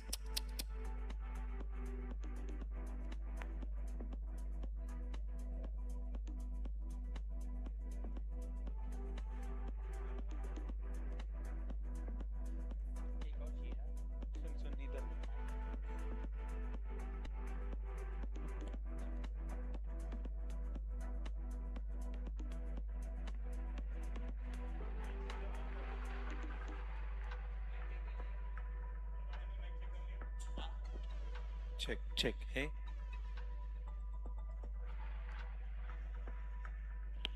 Check. Hey, this.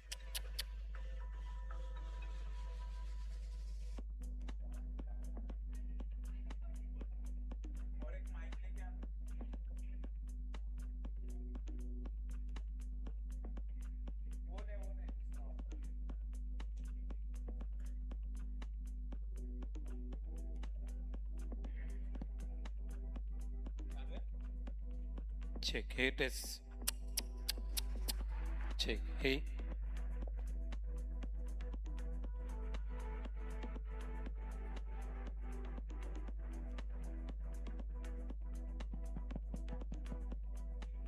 Check.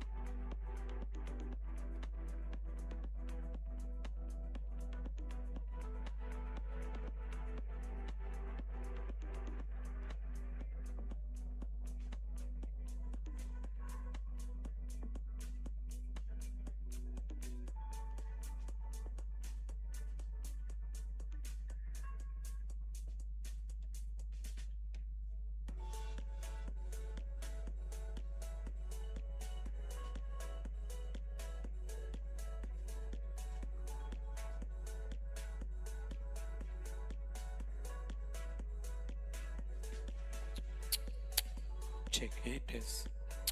Check. Hey.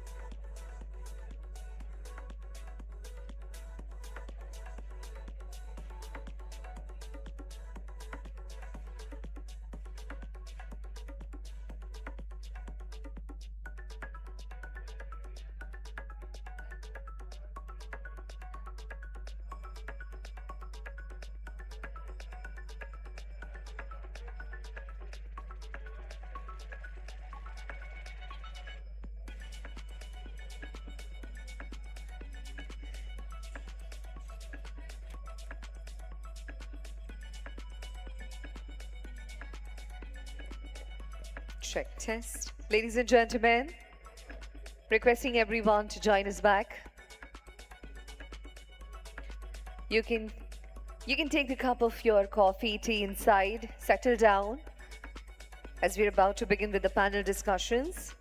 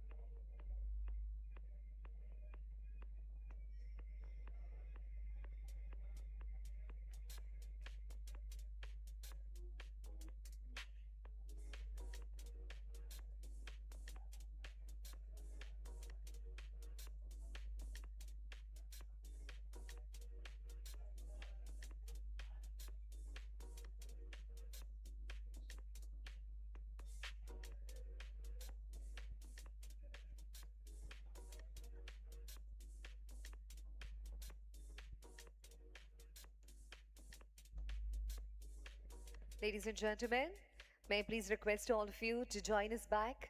You can carry the cup of tea or coffee inside the ballroom, settle down so that we can start on time. Requesting all of you to help us keep this conference on time.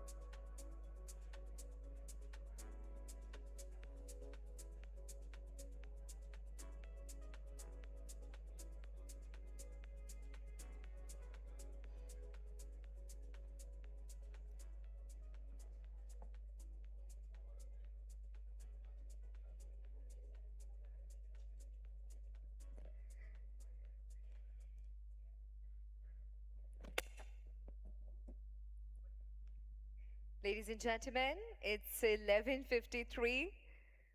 We have to start with our first panel discussion. May I please request everybody standing outside in the pre-function area to join us inside, settle down. You can take a cup of tea, coffee inside, and please come inside and settle down. Can we ring a bell once again?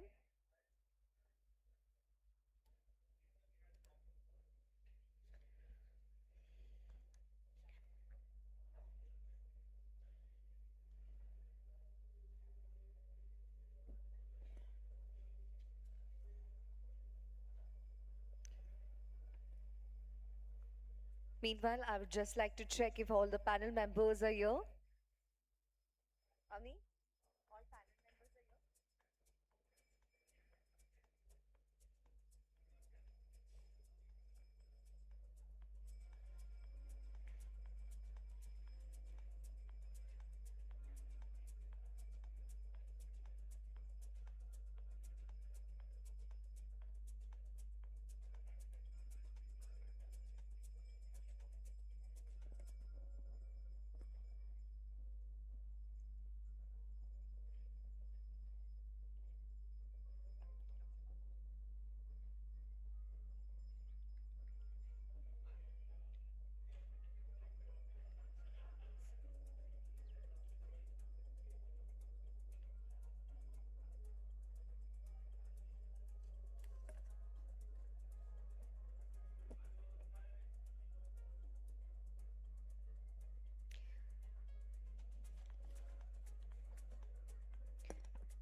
Requesting all the members to settle down. We are about to begin with the first panel discussion.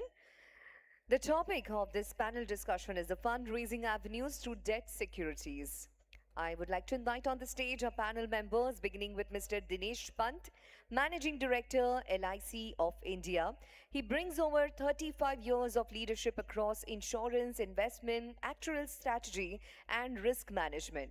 A fellow of the Institute of Actuaries of India and UK, he played a pivotal role in LIC's landmark 2022 IPO and has deep experience in ALM, actuarial governance, and long-term investment. A very, very warm welcome to you, sir. Next, I would like to invite on the stage Mr. Raj Kiran Rai, Managing Director of NAPFID. Ladies and gentlemen, he's a veteran banker with nearly 4 decades of experience. He earlier served as MD and CEO of Union Bank of India, where he led one of the country's largest bank amalgamations at NAPFID. He plays a central role in shaping long-term infrastructure financing for the nation. A very, very warm welcome to you, sir.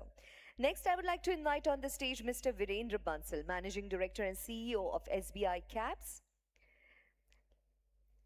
He brings over 35 years of leadership across credit, international banking, and large corporate relationships.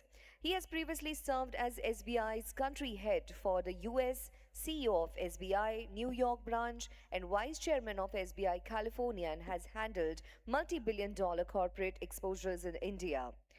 Next, I would like to invite on the stage Mr. Subodh Rai, Managing Director of CRISIL Ratings. Ladies and gentlemen, an IIM Ahmedabad alumnus with over 27 years of experience in credit rating, risk management, and analytical leadership, he has served as Chief Rating Officer and President, Risk and Compliance at CRISIL, and is a member of SEBI's Corporate Bonds and Securitization Advisory Committee.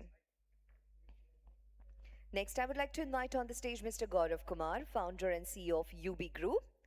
Mr. Gaurav Kumar is the founder and CEO of UB Group and a pioneering debt tech platform transforming India's institutional and retail debt ecosystem.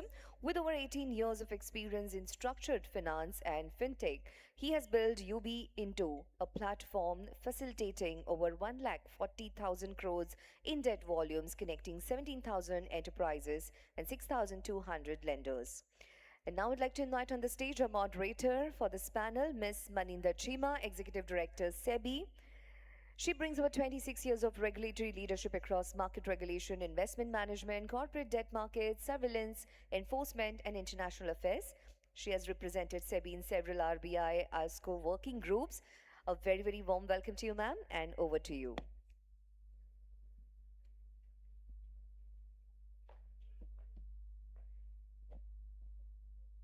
So, I think we are just starting around noon, so I'll wish all of you a very good afternoon. Since morning, we have heard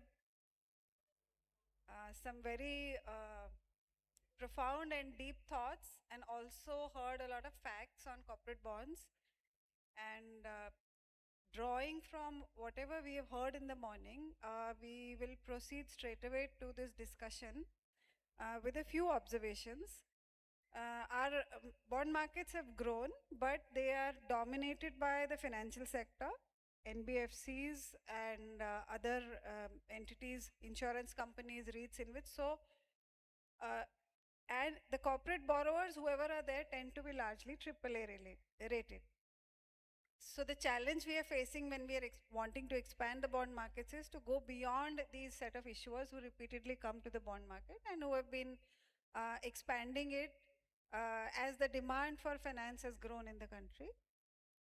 The second challenge is there are two ends of the bond market. One is the long tenor infrastructure type of financing.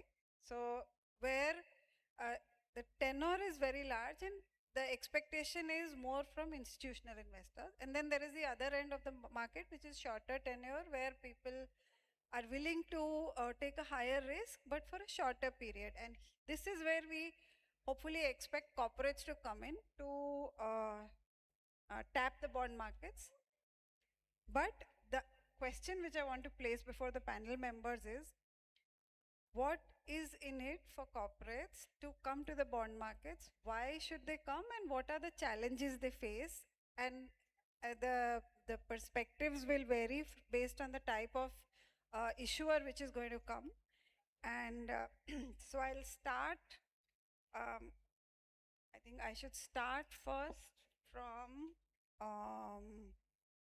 the rating agency side, right? So, and then we can take it with the institutional investors, and we'll come to the perspective of the debt platforms towards the end. Thank you, ma'am. Good morning, everyone. First of all, why this irritated issuer should come to the bond market?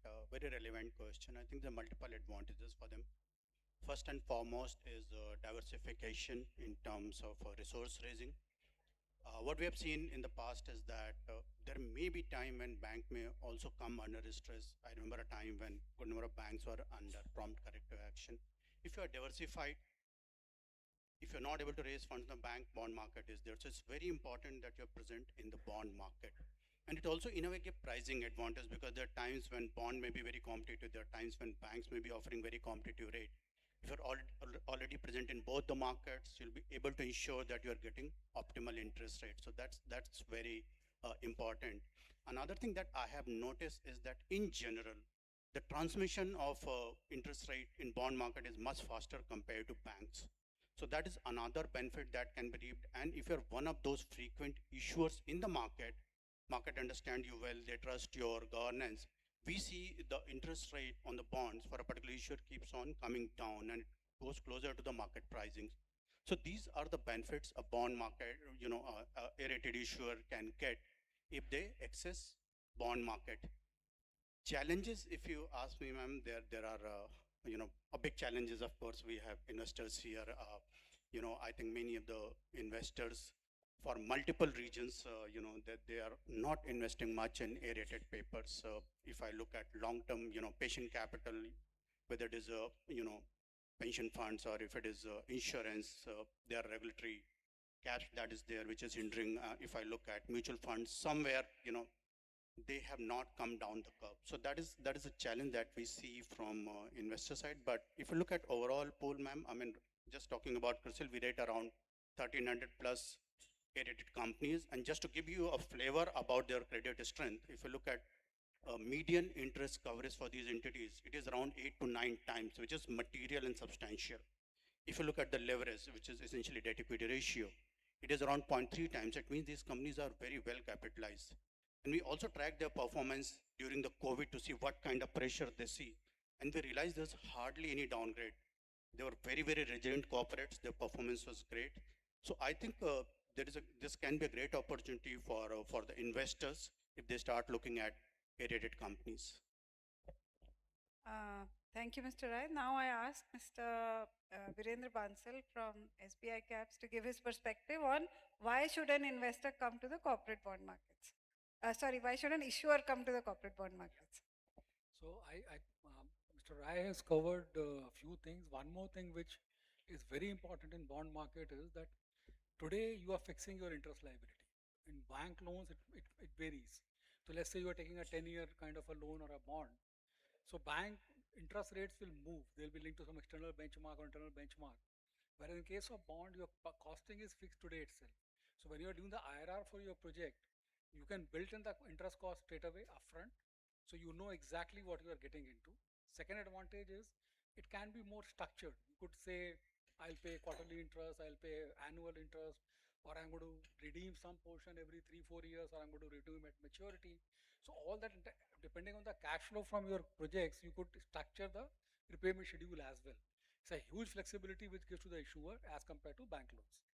The biggest challenge in my view would be that in case your rating gets upgraded, bond market doesn't give you any benefit of that. Your bond rally, investors benefit, but you can't really cut your interest costs.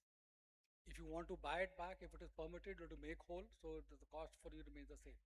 In case of bank loans, it is more flexible for you. You could repay, refinance, ask for all those kinds of things. So bank loans give you a more flexibility, but at the same time adds more complexity. Bond market is simpler, gives you upfront what it is, but you have to live with that for the duration of the bond. So the challenge is this only, man, that we need to be very careful of what you want to do with that money. So there is no option really to go out of the bond as long as it is alive. Thank you for this perspective. And now I invite Mr. Rajkiran Rai to give his perspective on why should issuers come to the bond market and what are the challenges they face. Actually, raising money through bond market, there are two important things for a corporate. It is a better cash flow management and better interest rate management. Actually, again, there are two reasons why they raise money. One is regular working capital requirements. Most of the financial institutions and all that, they do for that. And some general purpose loans from the corporates also happening there. I will touch on the other area, which is basically asset backed and long-term bond market. Now, actually, when people invest in long-term projects, the IRRs are already generally factored in, with a particular interest rate. So I had a very interesting case of a solar asset company which was looking for a 17-year fixed rate loan. They didn't want to issue a bond, but then they said, can you give? And we are capable of doing it. We did that. So actually there are different perceptions about corporate also, because they want to lock their returns. Because actually when the cash flows are fixed over a period of time, so interest rates can fluctuate. So when you go for a typical bank loan, it can vary every 3 months, 6 months, 1 year, and we have seen enough cycles. Now we may be at the lowest point, but we don't know after 1 year what will happen. So there is a refinance risk and there is an interest rate risk. Whereas bond market takes away that. Because if you issue a 10-year or 15-year bond, your interest rate is fixed, you can plan your business. And again, your cash flow management, you can amortize over a period of time, you can make it, one-shot payment at the end. So it is all structured based on your cash flow. That's why we are seeing more and more InvITs actually issuing bonds. They're AAA rated, a lot of traction in that long-term bonds, because they also keep a mix of loans and bonds, so they balance their risk well. And what they're doing actually, they're increasing their IRR, the returns what they give to the investors. Incidentally, most of these the investors sitting behind them are insurance companies and pension funds, which are international players basically, where we don't see our own insurance companies and pension companies sitting there. And the assets are all our road assets, energy assets and all that sitting with our own assets. But then they're making very, very decent returns by mixing these two. So this is the important, and there is a big domain actually, as per our assessment, even infra bonds of BBB and A rated companies can go up to 6 lakhs crore. This is a rating domain I am seeing. They are rated, but they're rated BBB and A with proper credit enhancement, with proper pricing, and proper spread of the risk actually from various players. So this can increase the yield for insurance and pension companies by at least 200 basis points from what they are getting today. So there is a risk reward.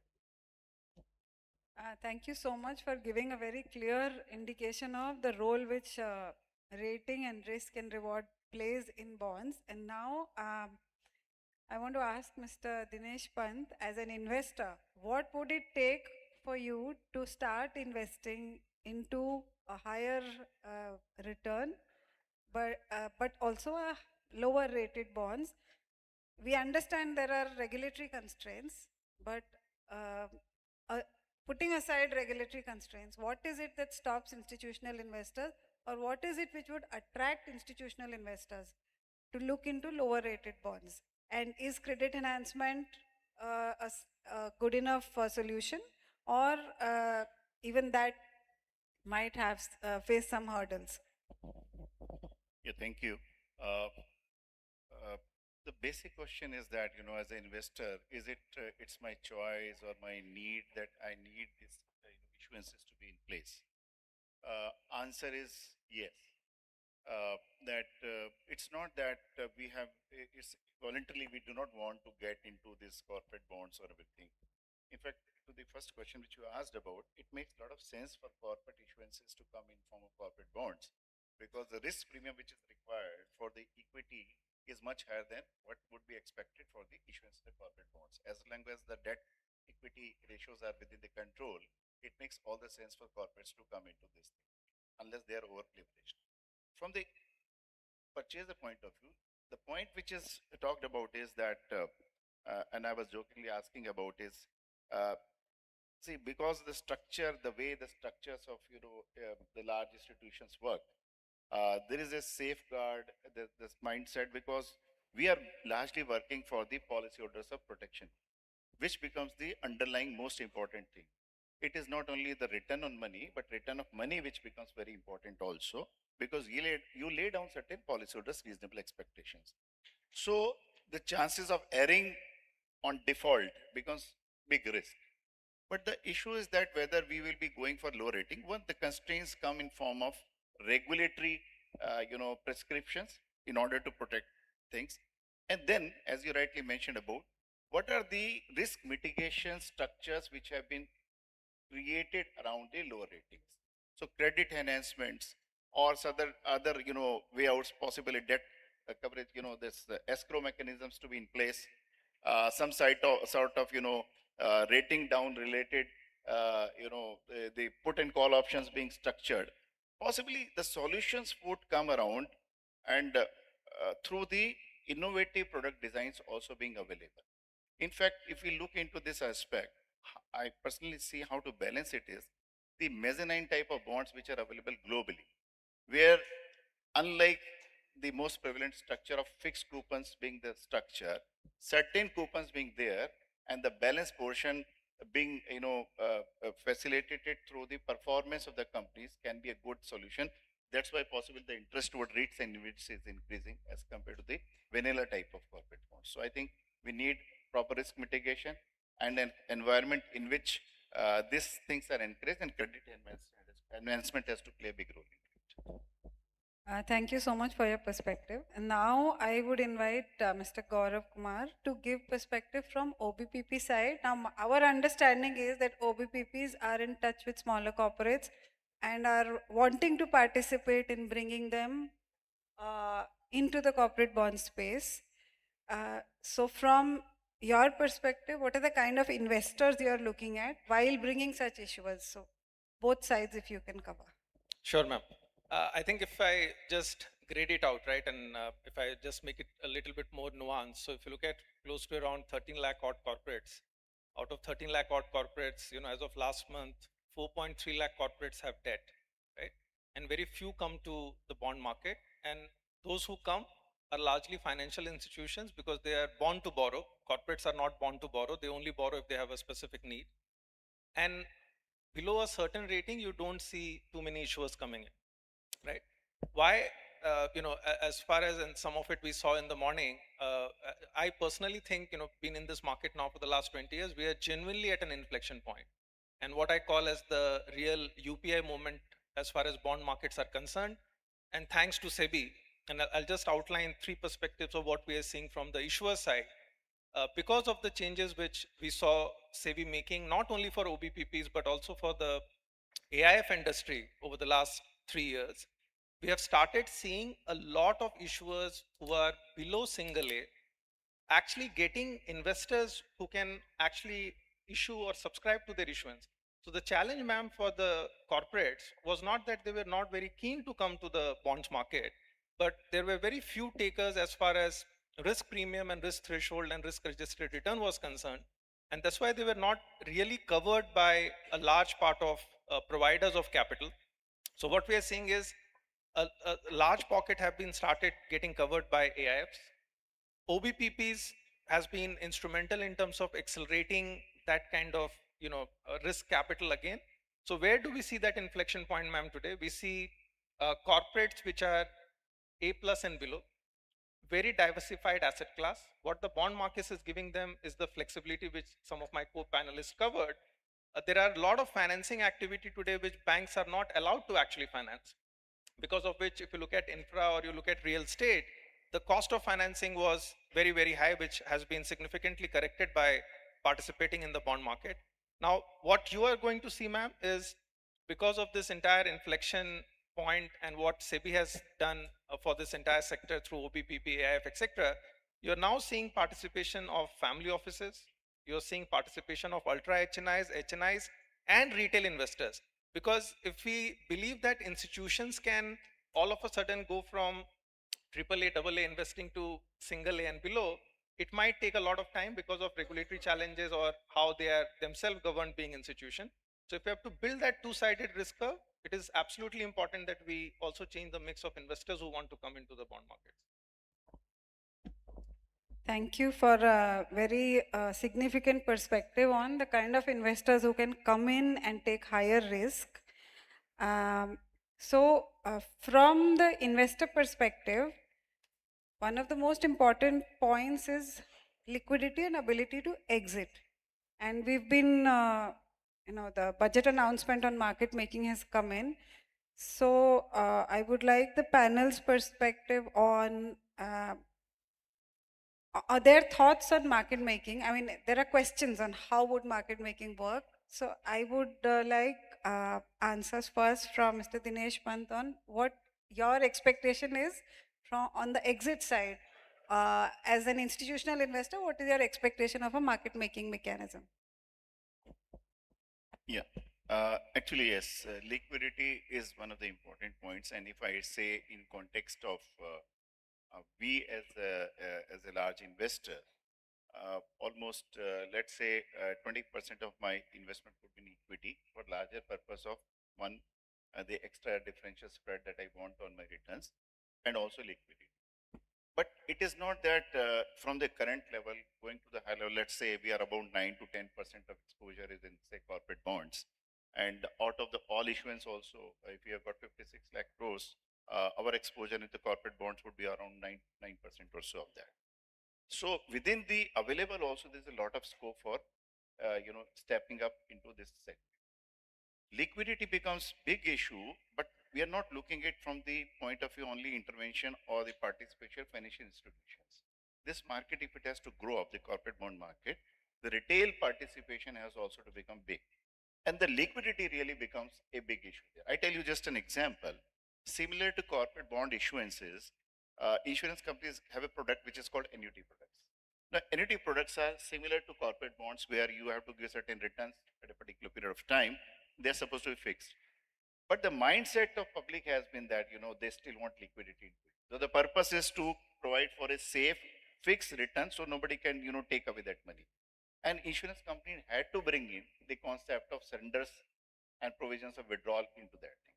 So I think in order to bring about larger participation in these things, 2-3 things are very important. One, the availability of liquidity. For example, as we talk about certain corporates when they come out with certain issuances, one of the hindrances for a retail investor would be, in case I need money for my old age or for any rainy times, where from I will get it money. If we can build in certain compulsory buyback portion of 5 to 10% being available, whether it is provided by the corporate or through market making arrangement, in which large institutions can play a part, they can be the provider of money, and these instruments can be taken back, and then we can also create hybrid structures in which they can participate and diversify.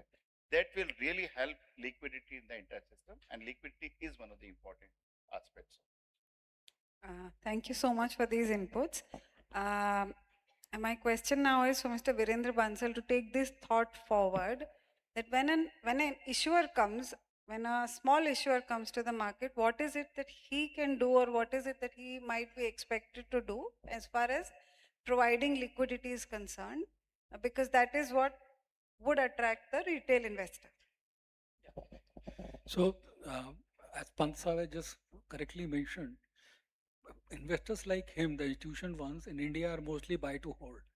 So they may need liquidity, but again, nobody can provide to them. If they want to exit, nobody can really provide them. But for retail investors, absolutely essential. Without that, the market will not develop. So one thought is what Pansa was saying, regarding a compulsory buyback or a put option of 10%, whether through the issuer or through an institution. So that gives a window to investors, at least for emergency, they can sell and get out if they want to. They may not do it, but they'll have a mental comfort that if I want money, I can get it out. So that's one. Second, which is again slightly important, is market making, what ma'am was mentioning too. That's the way forward. Now, the problem in the market making is that the brokers or the institutions who can do it in the debt market are very limited. In equity, the numbers are large. For example, SBI Capital Market, which I head, is not a QIB. So SEBI has not classified us under QIB. So I am restricted in doing so many things. So one is we to increase the pool of people who are allowed to be a market maker. So that's one. Now the second challenge, which is a bigger challenge, would be how do I fund it? So if I am a market maker today in SBI Capital Market, I have a limited capital, and then do I use it to buy and hold from the public those shares for market making? Because I may not get a exit. If I have bought while market making, I may not get the exit. So I have to hold it. So how do I fund it? So do I have a funding window available to me, like PDs, what RBI does, what they buy in the GSEC? The PDs go to RBI and get a funding. There can be a haircut, which is fine, but there's a steady money being available to market makers at a price which makes sense to them. So for example, if I'm buying a bond of 7%, I should be able to get a refinance at 6.5, then it makes sense for me. But if I had to pay 9% to borrow, I'm not going to do it. So that's one. So one is pool of money with the market makers. Second is how do they do it? A large number of participants which have to be brought in this system. And third is, ma'am, that can we have a mechanism where the issuer pays to market maker some remuneration? So all the three put together, whichever way, the cost of borrowing, the money coming from the issuer, then how does he exit, with how much he can hold. If we have this framework ready and large number of participants, then only market making can work. Thank you for this. Taking this forward, my question now is for Mr. Rajkiran Rai on what is the cost of raising bonds for an issuer, taking into account cost of market making, taking into account the need for either credit enhancement or if one is accessing the market, the cost of public issue. So in your experience, how does the cost either encourage an issuer or discourage an issuer to use the bond market if it is to successfully work for both credit enhancement and market making? Yeah, actually, issuer is not worried about how his bond is trading unless he's a regular issuer. That is why loading a cost to him for the for market making may not find acceptance with the issuers unless they are repeated issuers kind of thing. So they want to create a market. See, today SEBI has really modified the regulations in this way. Issuance is very smooth. The cost is also very low because like NAFID bond we issue, actually we have only 3 days now. Whether today you decide to raise money, third day the money will be in our account. It is so swift and all that, and the cost is also very low. So the original issuance of bonds is not a issue.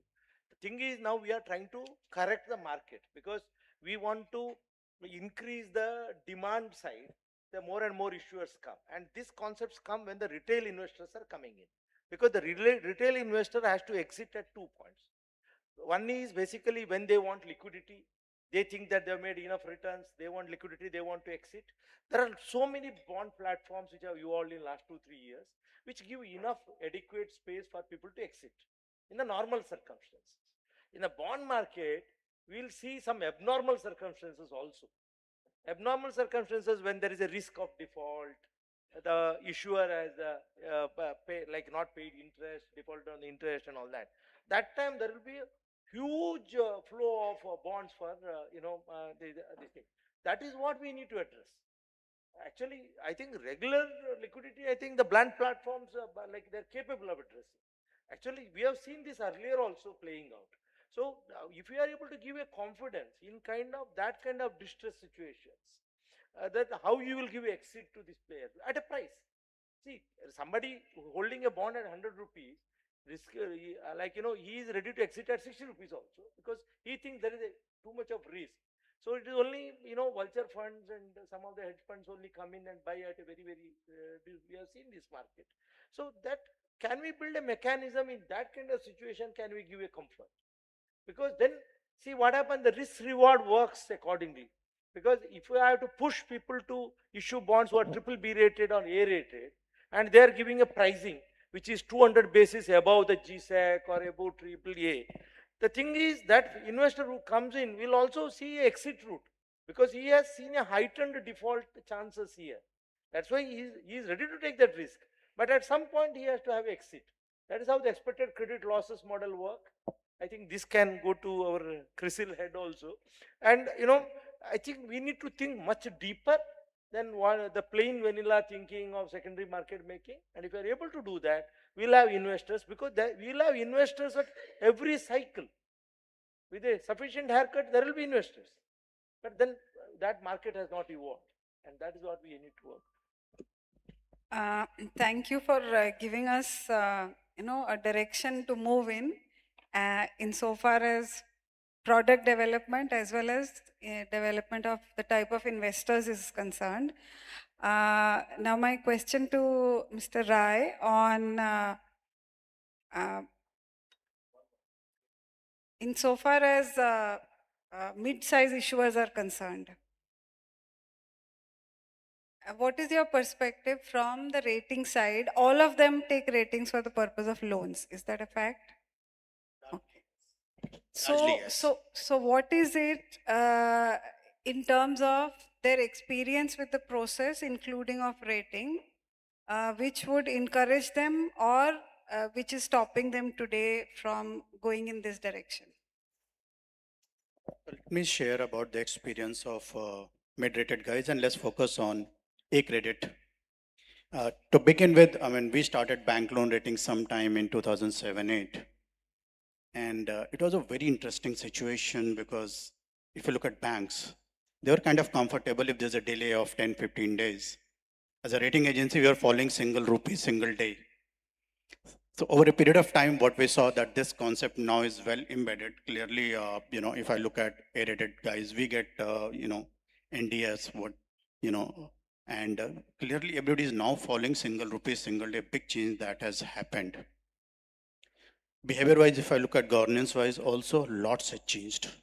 Because, initially, the question that we will ask, there'll be a struggle to understand what we are saying. But over a period of time, we saw, okay, governance-wise, these entities are far better. And what we have seen I'll just say the default stats also for a rated pool. It was around 2% in the period of 2008 to 18. But if I look at last 7-8 years, the default rate has gone down from 2% to 0.7%. The period I'm talking about is 2015 to 25, that's the last ticket. So clearly, if I look at A-rated companies, our experience is that they're becoming stronger and stronger, a lot more resilient. I just quoted the number on interest cover and leverage also. I've seen their performance in COVID, which is once in a lifetime kind of event.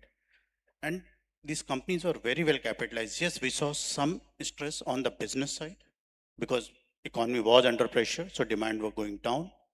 But the balance sheets were so strong that we didn't see any significant default, we didn't see significant downgrade. In fact, these guys are really smart. Many of them were conserving cash. That was not going out of the system. So overall, if I look at A-rated corporates as a rating agencies, I think it's a fairly solid pool. I just want to add one or two points what Panji has said, and I kind of concur with him on liquidity side when he said some exit should be given.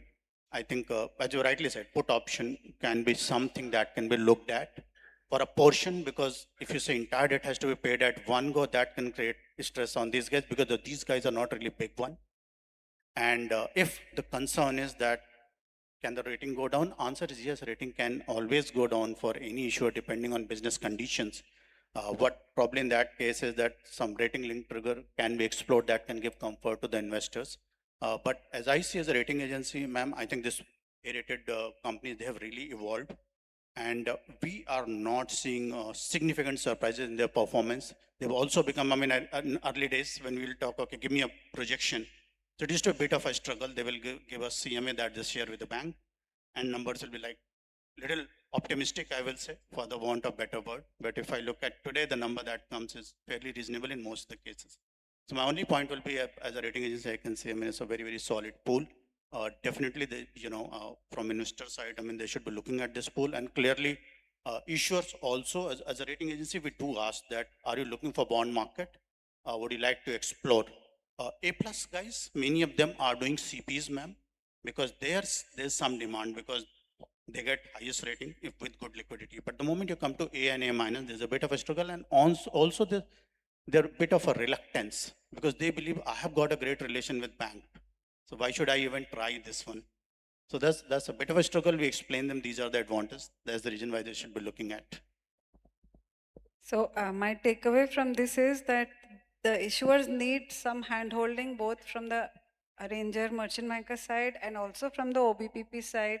And I think my sense is that OBPPs are sort of being innovative in this space. So my question to Gaurav is whether, what is your view on your ability to handhold, if we can use that term, issuers, and what is it that would spook investors? Because if you bring a low rated issuer to market and then there is a default, how do you feel it'll impact your investors? Sure, ma'am.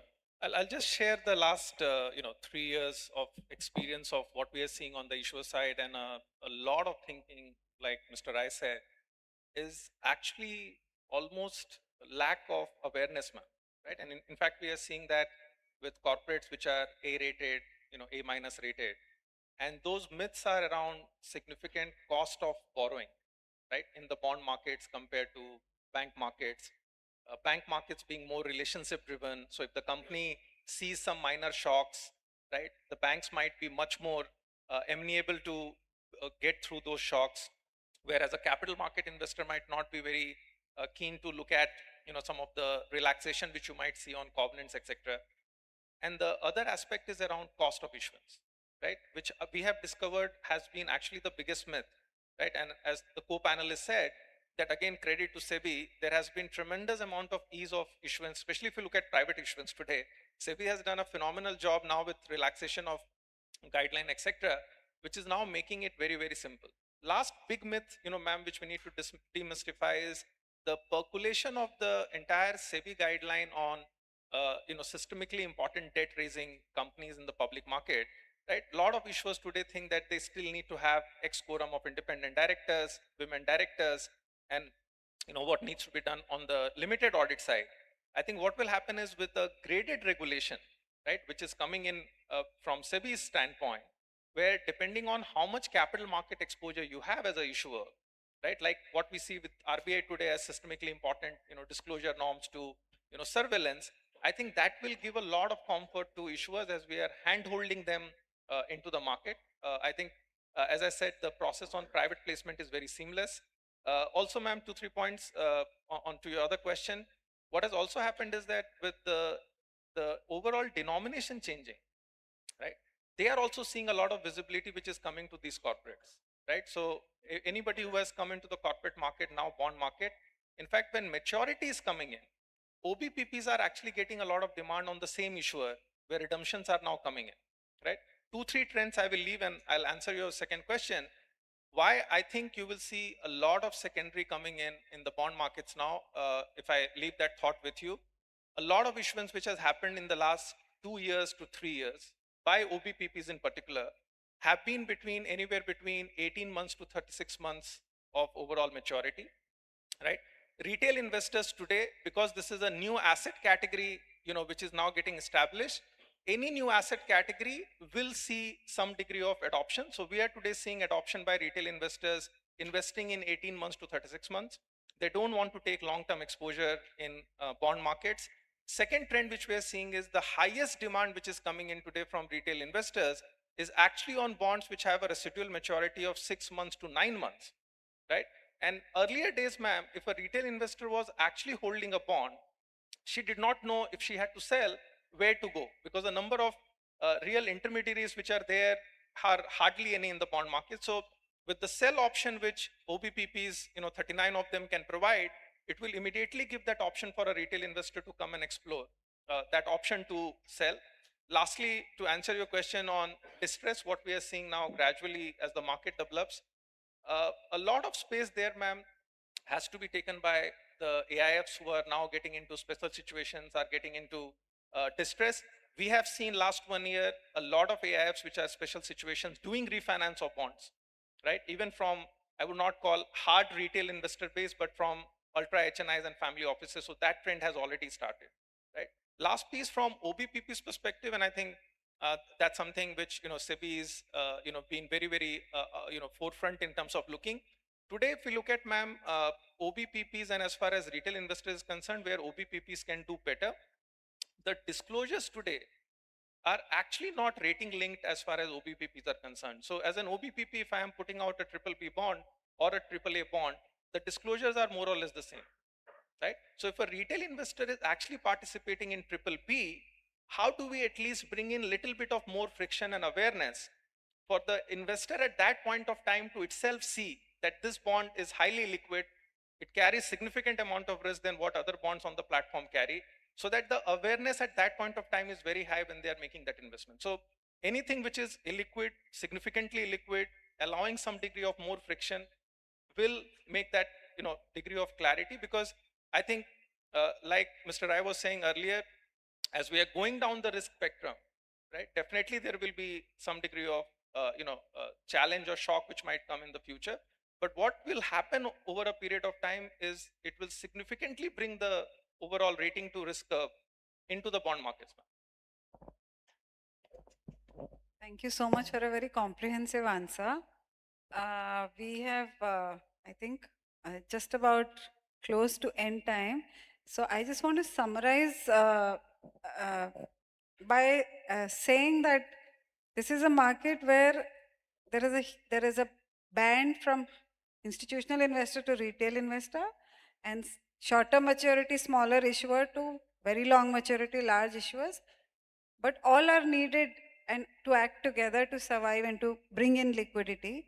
And so the retail is definitely needed. This cannot just remain an institutional market. We from SEBI side have a lot of food for thought based on this discussion. And if the panelists agree, we can take a few questions from the audience as well.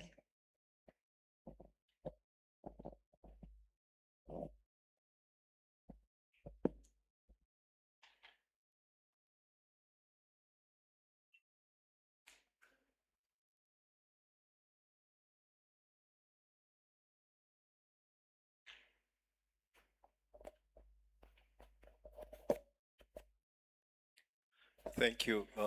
I'm Shailesh Pathak, Senior at Stock Exchange. Maninderji's first question about what is the incentive for issuers, and I'll, without naming names, I'll quote an example.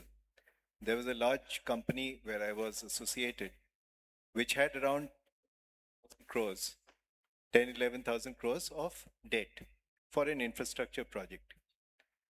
That got completed and de-risked, wanted to reduce the rate. Options were the green bond or the multilateral route or just going to banks and getting it refinanced? The answers that, I think a lot of you, but from the financial institution perspective, the CFO of an infrastructure company, she or he has an option of going to banks, going to do this. What is the real plus point of corporate bonds? And green bonds, we figured, would take at least 3 months. The multilaterals would take 1 year. Getting it refinanced through banks would take 1 week. So why corporate bonds?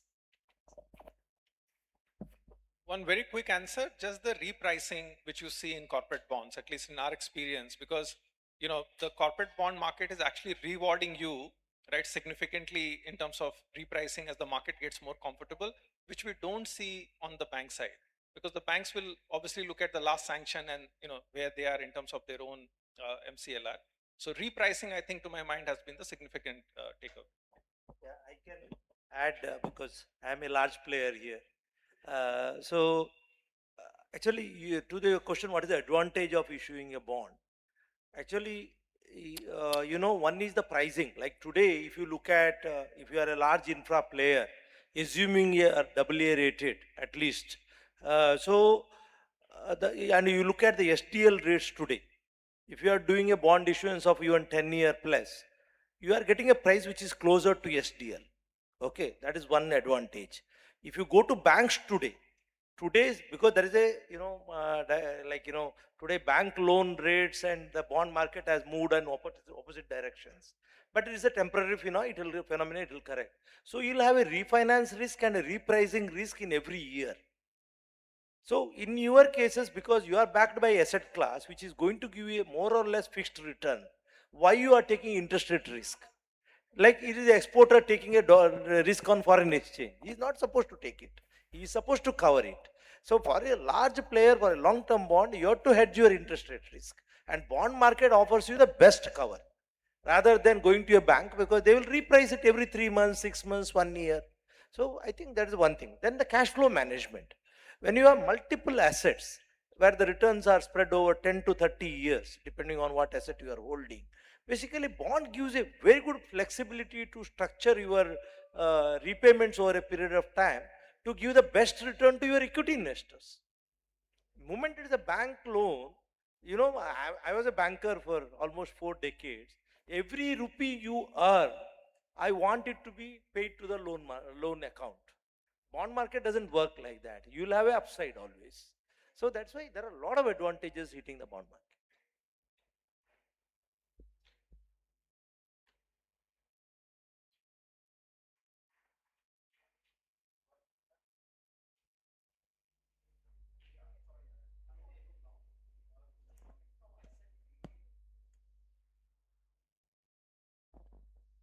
Yeah, hi, I'm audible now, thanks.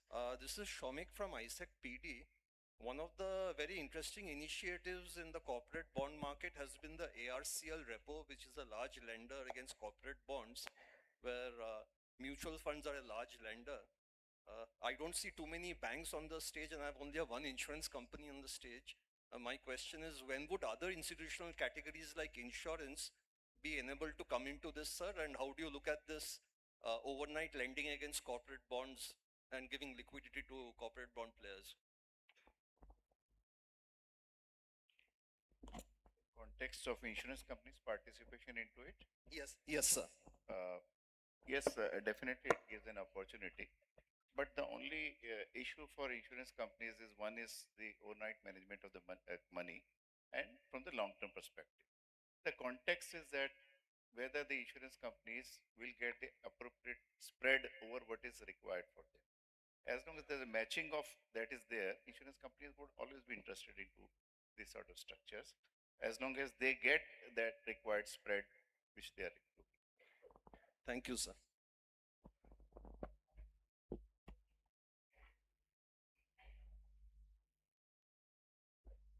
If that's all, we can close the panel discussion. And thank you so much to all the panelists for making for a very enlightening discussion. I hope the audience also got useful points out of it. Thank you so much, ma'am. I would like to thank all the panel members, requesting all of you to stay back with us on the stage. May I request Ms. Radha Kirtivasan to please join us on the stage to present the memento to all the panel members as well as the moderator.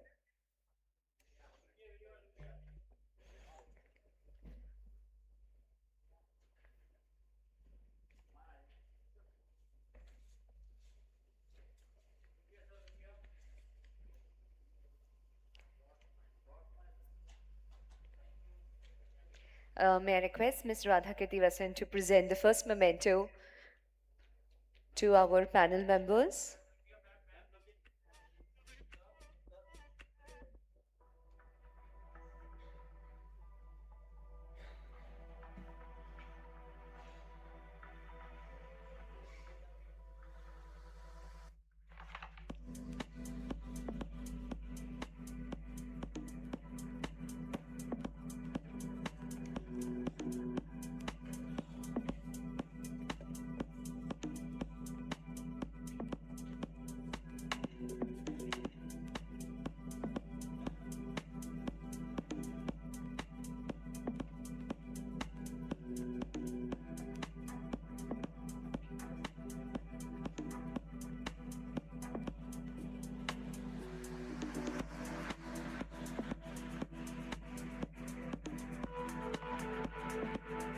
Yes. Radha ma'am, I'll request you to please stand in the center. And can we take one more group photo, please?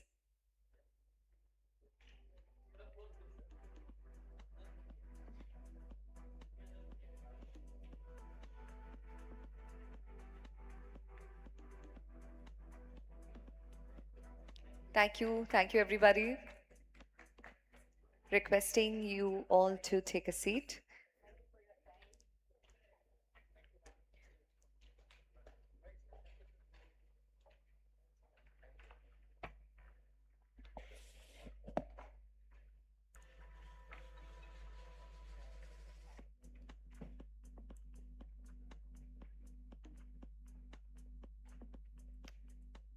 We just need a minute for a quick setup of the stage for our next panel discussion.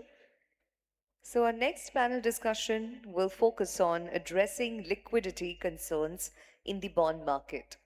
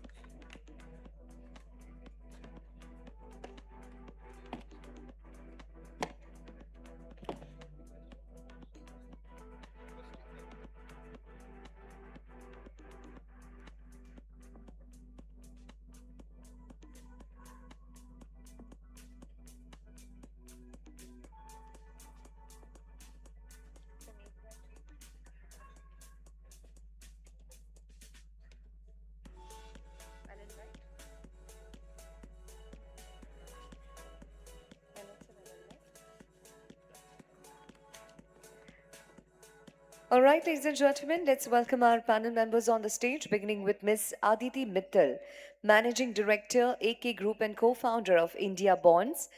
Ms. Aditi Mittal is a chartered accountant and has nearly 2 decades of experience in fixed income and credit markets and leads businesses across debt broking and digital bond platforms. She also serves as a national co-chairperson of ASSOCHAM's Corporate Bond Committee. A very, very warm welcome to you, ma'am. Next, I would like to invite on the stage Ms. Neepa Sheth, founder and director of Trust Group. Ms. Neepa Sheth is a chartered accountant with an All India rank 4th and a CFA chart holder.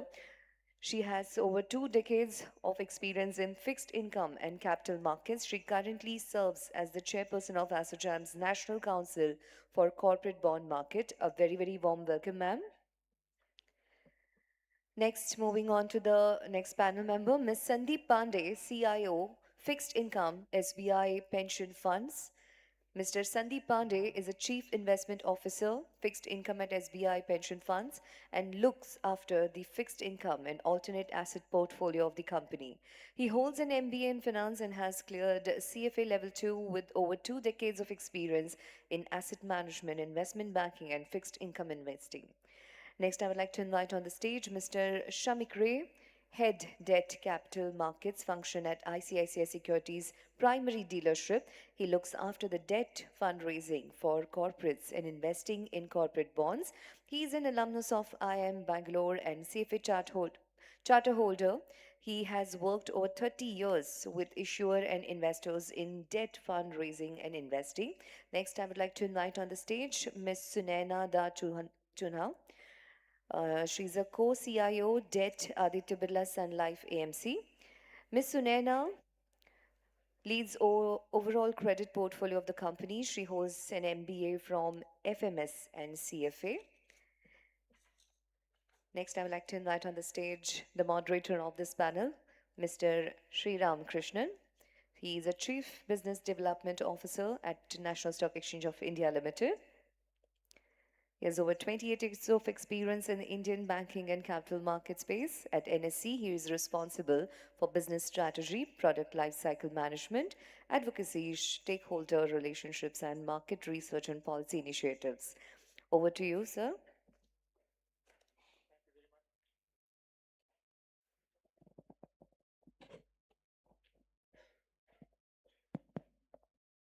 Thank you very much. And it's indeed a fantastic occasion for all of us to be participating in. I'm very, very thankful to SEBI for this initiative. I think this is a very, very timely initiative, any which way you look at it. The need for a mature and a deeper corporate bond market is perhaps bigger now than at any time in our history. I think, we've done well in equities. We've known the world over. But, the irony is that NSE first launched the corporate debt segment, not the equity segment, in June 1994 when we went live. So I think, when you look at it, for shorter term financing needs, banks are very good. But for longer term financing, particularly when it comes to financing infrastructure or housing or the energy transition or manufacturing, I think corporate bonds have a very, very important role to play. If you look at what we have been seeing in 2025, for example, out of the 15 lakh crores that were raised via bond financing, not bond financing, I should say fixed income financing, probably 9 lakh crores or so have been through CPs. And of the remaining 6 lakh crores, most of the bonds issued were unlisted bonds. So we have a couple of areas to think about why we don't see listed bonds that much more. That's one question. And what can be done to improve liquidity in the secondary market for bonds in general, whether we look at India in isolation or in comparison, it's a stark reality. India's the size of the corporate bond market is also extremely small in India. We are just about 16% of the GDP. There are other countries of the world where it's as high as 50, 60, 70%. So quite a few areas to talk about, including, of course, the most important aspect, which is liquidity. But I'm going to take a minute and request each of the panelists to quickly introduce themselves, and then we can get going with the questions. Hi, I hope everybody's been having a very enlightening session since morning. This is Aditi Mittal. I am Director AK Group and the Chairperson for the OBP Association. Good morning. I think very, very interesting session through the morning. I'm Neepa Sheth, Founder and Managing Director, Trust Group. Good afternoon. This is Sandeep Pandey. I take care of fixed income portfolio for the SBI Pension Fund. SBI Pension Fund is a 5.4 trillion, 5.7 trillion fund with around 1.4 trillion of fund that we manage on the fixed income corporate bond side. I thank SEBI, NSE, and BSE for organizing this and making me part of this event. Thank you. Yeah, hi. I had DCM at ISEC PD, which is short for ICICI Securities Primary Dealership. We are a bond arranger and we are also a corporate bond trader. Hi, I'm Sunaina Dagona. I'm co-CIO debt at Aditya Birla Sun Life AMC Limited. We manage about close to 4 lakh crore AUM on the fixed income side. Okay, with that, let me begin with Sunena. Sunena, from a mutual fund perspective, how do you think we can deepen the liquidity in the bond market? What steps can potentially be taken or considered if we want a more deeper liquid market, particularly in the secondary segment? So let me look at it from two perspectives. Firstly, look at what the challenges that are being faced both by, let's say, investors at the time of issuance, as well as investors like us. So issuers at the time of investment, at the time of their issuance, uh, like I think was discussed at the previous panel, when it comes to private placement of debt, it's extremely smooth. SEBI has come out with a lot of reform, as a result of which time to market is extremely short. But for an issuer who wants to deepen their exposure and the investor base that they have, they probably want to look at public issuances, which is less than 2% of total issuances that we have in our country.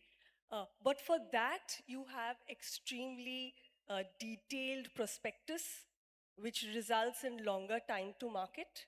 Also, because of the, the kind of reporting, the kind of compliance is required for a public issuance, you also have very high secretarial costs. So the cost of issuance also goes up. So if you're looking at it from an issuer perspective, if they're looking at, let's say, public issuances, I think this is some challenge that they're facing from that perspective. As an issuer for a private placement, things are extremely smooth. As an investor, when you're looking at it, and our investors who invest in debt mutual funds, I think the big change happened about 3 years ago when taxation changed for debt mutual funds, and now there is a difference in taxation for various different asset classes.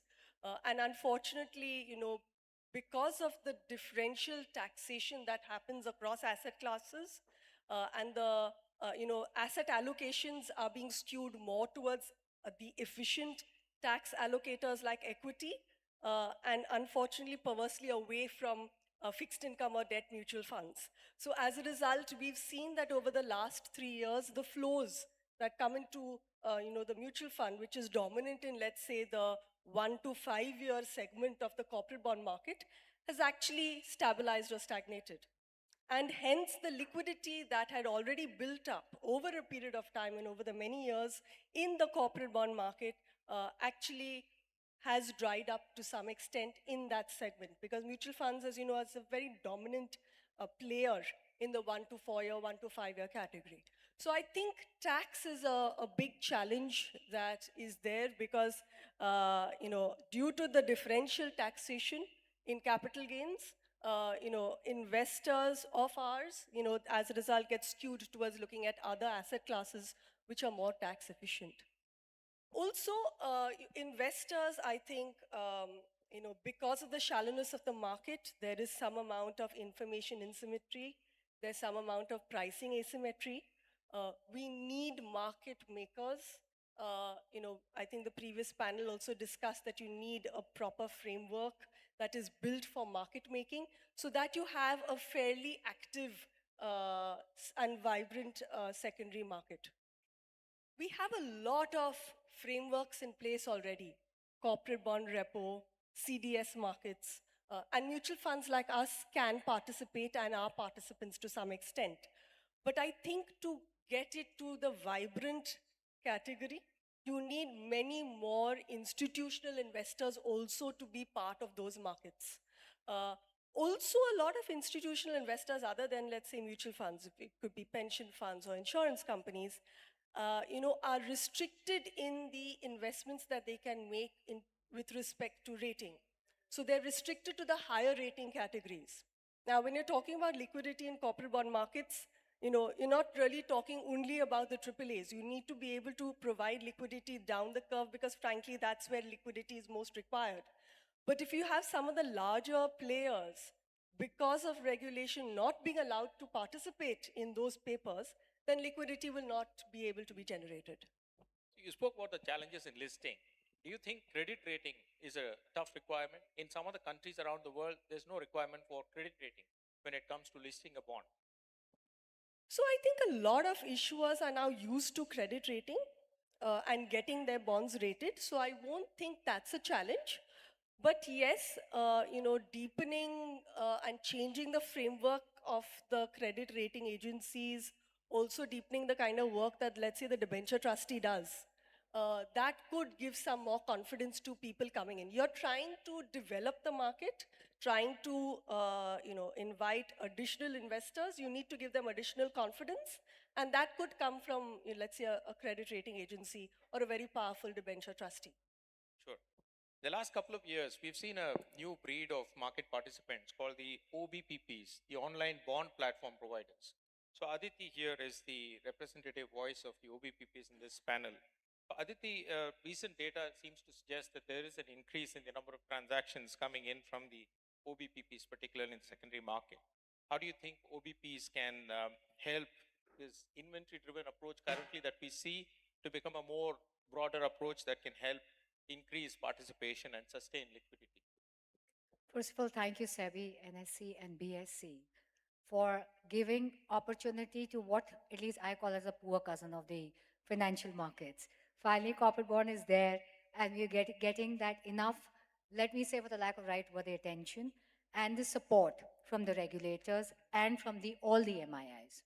Yes, I completely agree with you that OBPs have played a very crucial role in increasing the number of transactions on the RFQ platform, because OBPs are the only market intermediary which does 100% of their transactions on the RFQ, which is also good for investor protection, because all clearing of corporate bonds happens only through the exchanges for all investors. And to substantiate that, I'll give you some data. In 2021-22, and this is only for one exchange, this is primarily for NSE and it could be a little dated, the total number of transactions were only 9,812. So, which is about 5 years back. Fast forward 2025-26, till December, the number of transactions have jumped to 12,14,342. So what was a volume per year is a volume of number of trades per day. What has changed? The change has been brought in by technology.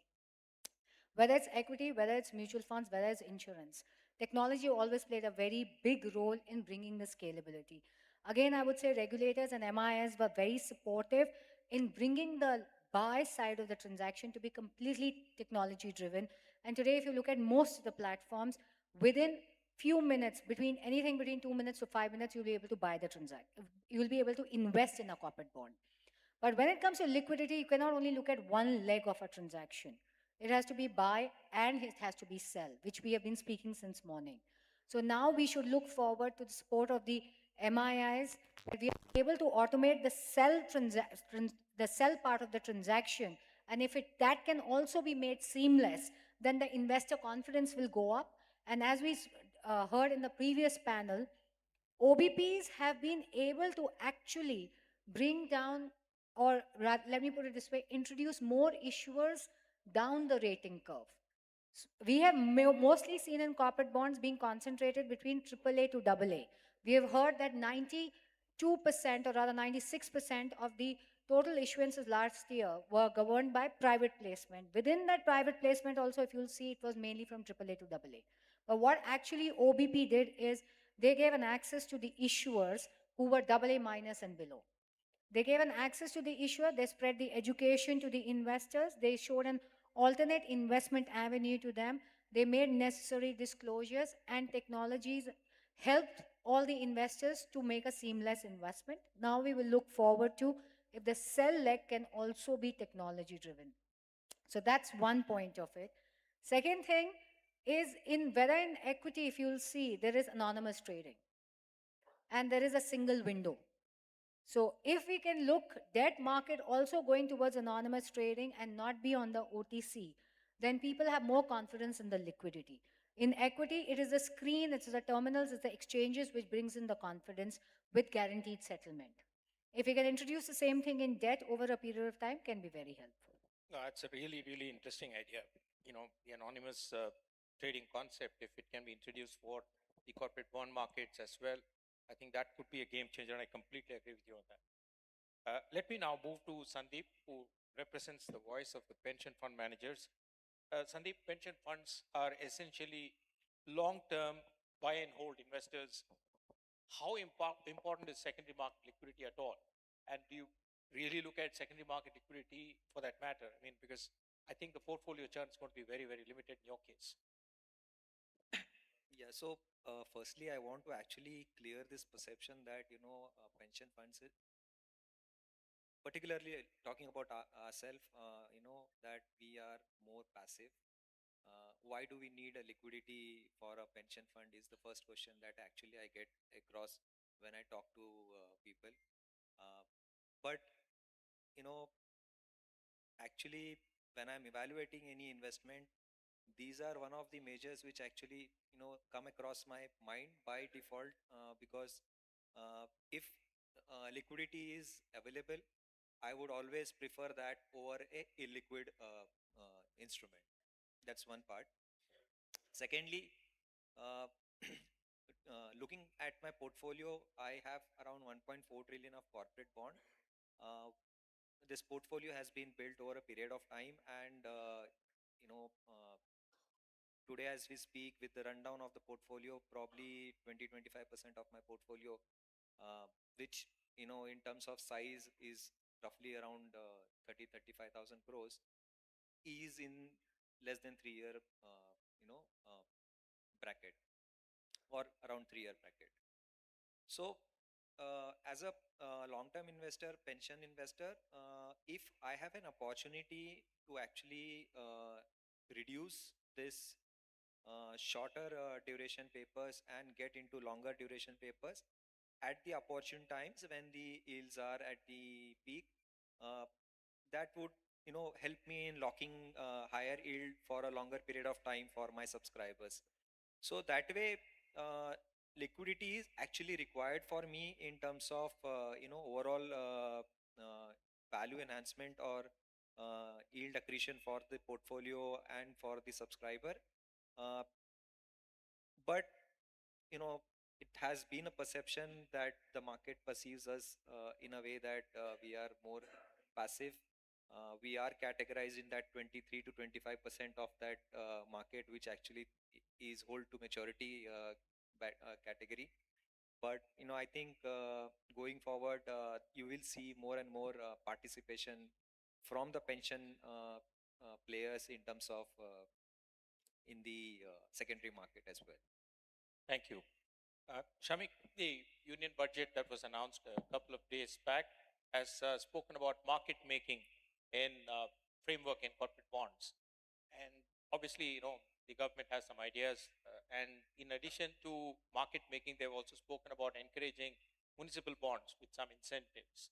And, while these are all great announcements, do you think the announcement or the framework itself would be good enough, or do you think there are some critical enablers that are further probably required, like we see on the banking side, for instance, the access to funding support through the liquidity adjustment facility or through the call money market and so on, that we see in the case of the government bond market?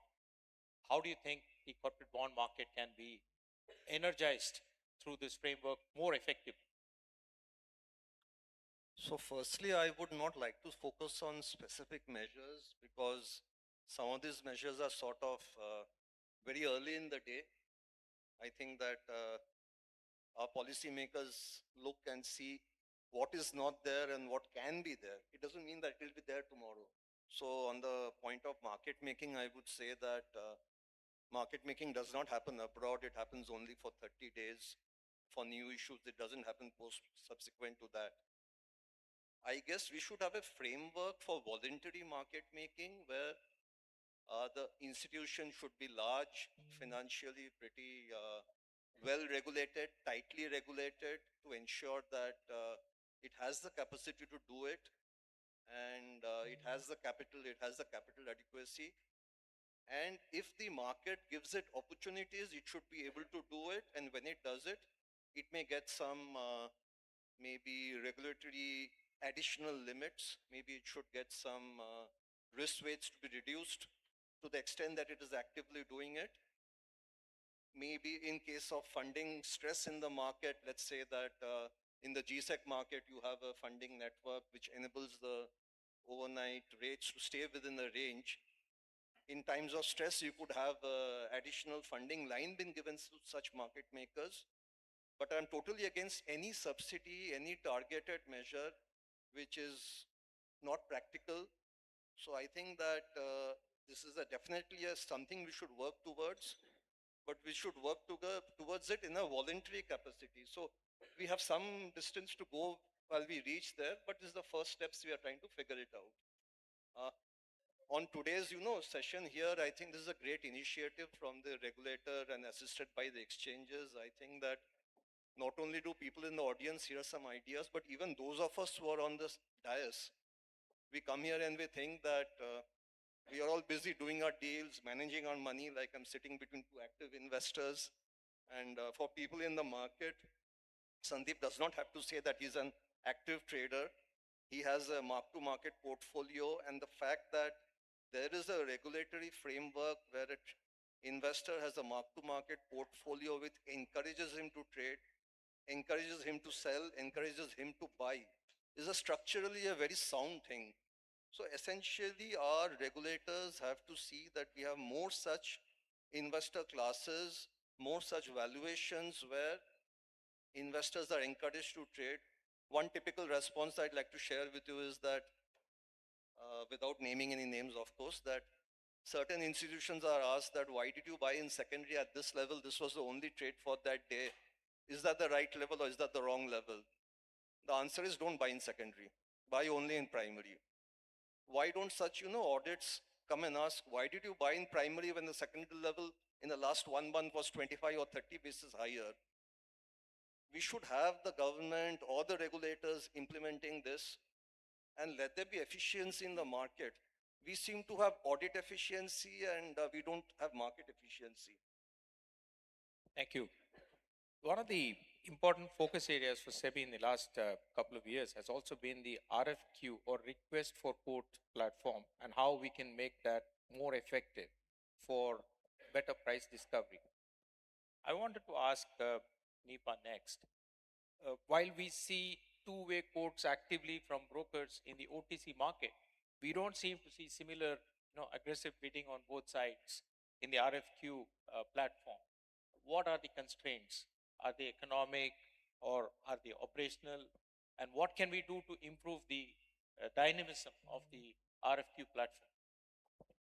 So, first of all, thank you, SEBI, NSE, and BSE, to have this initiative where there is a voice on the corporate bond markets. Very well appreciated.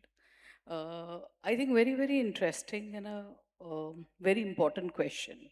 So, if I have to look at a market, which market, and especially being in this market for over last 20 years, liquidity becomes the most important part of any market. I think over the last 5 years, after the certain incidents on Indian debt market, we've seen SEBI has bring in the simplicity and the transparency on the platforms. We've seen issuers coming. We have a database of all the corporate bond and cash flow. There is a standardization. There's EBP. There's information available. However, what is still missing is liquidity. Much better than what we were, but one would ask for much more than that. So though the brokers would put a two-way on an OTC market. I think when you put an RFQ, you're committing a fund and a level which you cannot check, recheck. However, even on OTC market, today the number of intermediaries in debt market would be effectively single digit in a wholesale market. And even if we take the OBPP platforms, we are still very, very small compared to any other markets. Even the number of participants and the base is that where do I fund this from?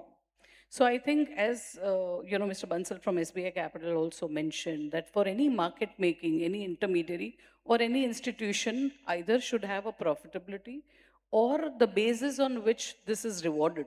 So either it is compulsory for the issuer and some part may not be AAA because the very liquid AAA issuance don't want to spend that cost for market making. But for an intermediary, the funding cost is important. The net worth of LC Gupta is important.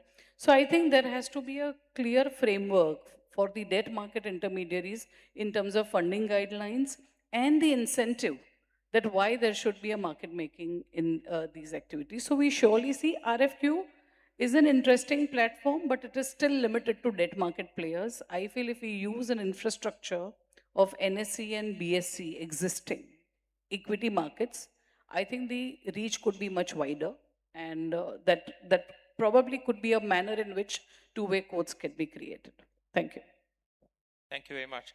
Just going back to Sunena, if you look at the assets under management of the asset management industry, equity assets have grown like crazy in the last many years. Somehow the AUM of debt funds seem to have shrunk a bit. What do you think we can do to help the debt funds regain their size and the lost glory?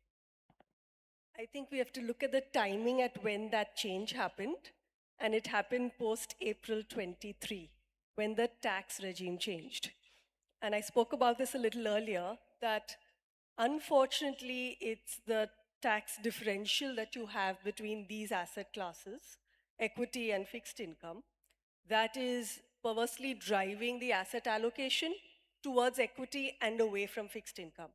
So while I know the budget has passed and, we in the fixed income markets were hoping for, some kind of parity with the other asset classes, but I think this is something that is really required in case we want to incentivize flows back into the market. And I'm not saying incentivize in the sense of a subsidy or an incentive. I'm saying it should be on par with other asset classes, so that an investor takes a decision based on asset allocation and not purely on tax and tax efficiency. So, till that period of time, debt, as within AMCs, was always the substantial, if not the majority. I think that switch happened. For one reason, of course, it was tax, and of course, the second reason was the booming equity markets. But I think if I look at the trigger point, it was the change in taxation. So, if we can get that back at parity, I think that would be a starter to attract a lot more investments back into the fixed income markets. Just to nudge you a bit more, do you think OBPPs can help you distribute the debt funds? No, so I think all these platforms have added a lot to liquidity. As I said earlier, a lot of the institutional players do tend to stick to that AAA to AA kind of a segment. And frankly, when you go below AA plus AA, liquidity really dries up. It's the platforms, it's the OBPP platforms, the wealth management platforms that have created a market outside the institutional investors, and that's very important. But I think, actually you can get much more volumes, you'll get much more interest if you're able to just change this one, tax differential that we currently have. Sandeep, much like what we see on the equity ETFs, where, for example, NPS is a big investor into ETFs, and when they buy, they just buy and hold for a very long time, and there's no secondary market trading generally that they get into. Likewise, you are on the fixed income side, long-term oriented investors, similar to insurance companies or other provident funds, etc. So, what is your commitment to improving secondary market volumes? Do you think we can encourage you to participate a little more actively in the secondary market? What would be your motivation for this to happen? Yeah, so I thank Ms. Shamik for recognizing that we are already active in the market. Okay, so it's just that Dil Mange more types. The more we are, the better it is for the secondary market vibrant market. Uh, as I you know had a mention that 35%, 25%, which is 30,000 crores of my portfolio already is in a short duration, which I actually want to convert into a longer one, so that still, if I were to look at the maturity profile or the age profile of the subscriber, that would be somewhere around 10 to 15 years from hence, and hence I can manage ALM with that strategy. But structurally, the problem is that there is a segment or part of the yield curve where you have a good amount of liquidity, but there is a segment or the part of the yield curve where you have uh, you know actually no liquidity kind of thing. Again, within this, if I have to look at the credit rating profile also, largely 95% of the secondary market volume is in the AAA category. Good for us, because obviously we are also dominated by AAA portfolio. But I'll give you a live example. Few days back, I was sitting with the issuer, and the issuer was more like a long oriented, where they wanted to manage their PNL by locking in the interest rate, and they came to us saying that it's difficult to find long term players who are ready to lend us at for 7 and 10 year maturity profile other than you. So I was actually surprised as to why such a large private sector insurance, let aside the public sector, but private sector insurance, why they are not able to get capital, debt capital uh, for 7 and 10 year maturity. So their thought process was that they are getting from the mutual fund category, but that largely is in the 3 year and 5 year, and also the insurance players are also looking at 3 and 5 year. So my sense was that maybe is largely because the insurance also are looking for a liquidity aspect of that issuer, so that in case if the future they want to exit, they have a set of investor who can help them exiting the that investment. So I think we got to have, even for us, let's say I can exit my 3 year, less than 3 year portfolio through set of investors, which is mutual fund. But where do I get the replacement? Correct. So for that, I need to depend on the primary market only. So that's the issue that we have, from overall secondary market perspective. We are more than happy to actually, look at, participate in the secondary market in all ways. Thank you. Shamik, I wanted to ask one question around the participation of foreign portfolio investors, or FPIs. FPI participation seems a bit low, and I have heard some feedback that some of the FPIs have reduced their exposure to Indian corporate bonds and the trading as well, because 10% of their trades have to be compulsorily routed through the RFQ platform. Do you hear such feedback from FPI clients that you deal with? Or what is your sense? What are key deterrents, and why are they not participating briskly enough? As a primary dealer, we deal with overseas investors both in GSECs and corporate bonds. And the good news for us was that over the last year, we saw an excellent response from overseas investors on rupee bonds. We were, I think, this was partly because of the addition to the global indices, and we were in a sweet spot, rates were falling.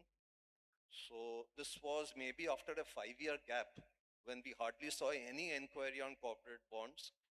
The way we look at it is that the FPI investor takes a dollar return view.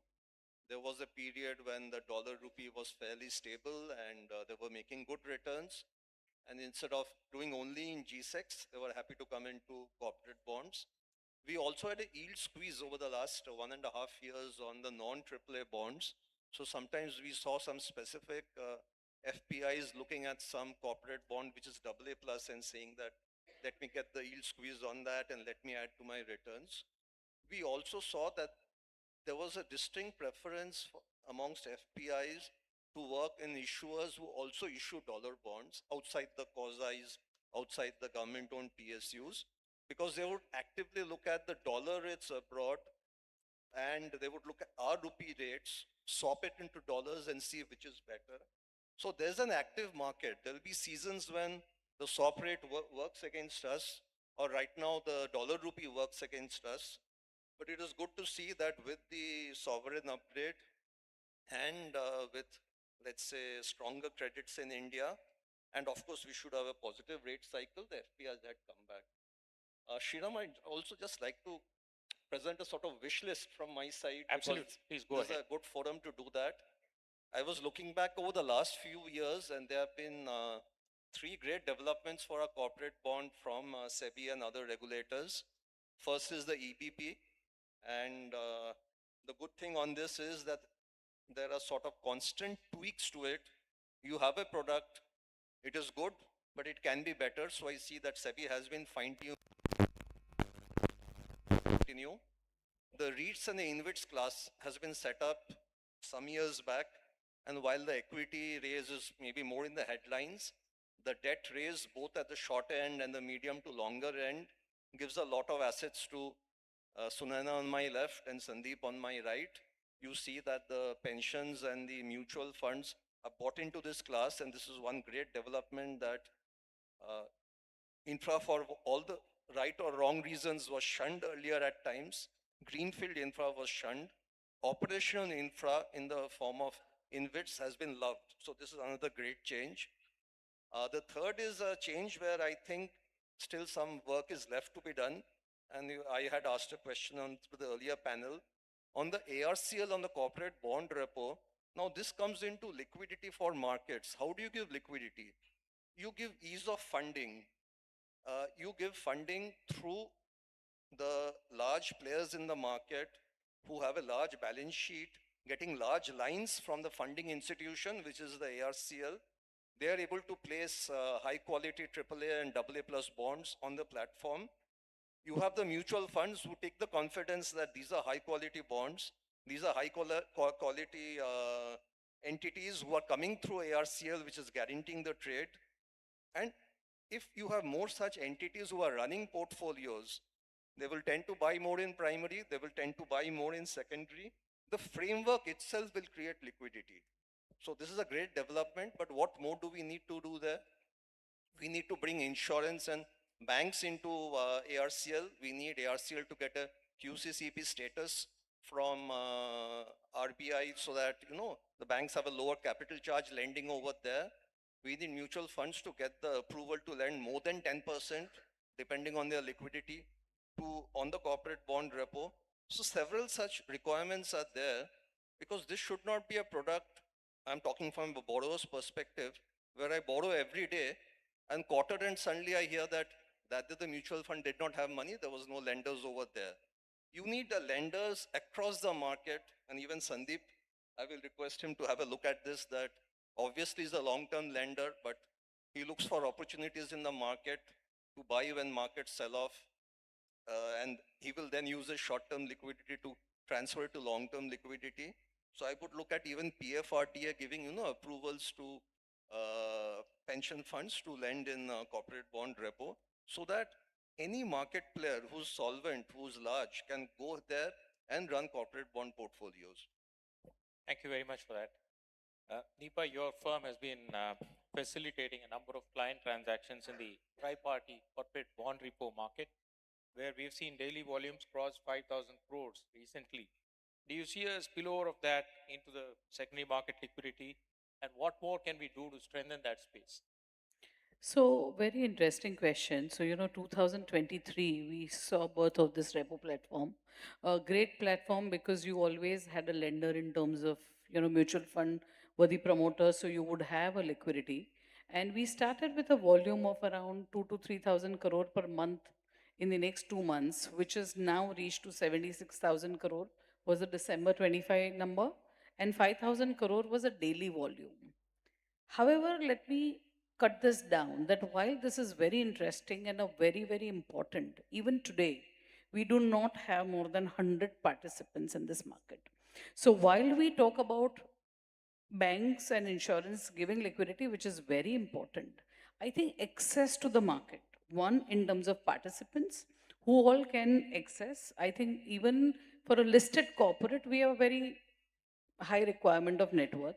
So even if you see an RBI guidelines who are repo eligible participants, the number of participants who borrow in that market are very, very less. Second is this is a time where the yield curve is steep. If you see world over markets, a liquidity, a leveraged liquidity play is what makes corporate bond market very attractive to HNI and corporates. I'm not getting into retail right now. If you have a great platform, which ARCL is, because it also, allows a settlement which is guaranteed, I think some amount of tweaking in terms of to go below AA, probably allow a AA SO kind of security also to come. So number of security and number of participants, if it can increase, I think this is just the tip of the iceberg, what we've seen in terms of ARC repo.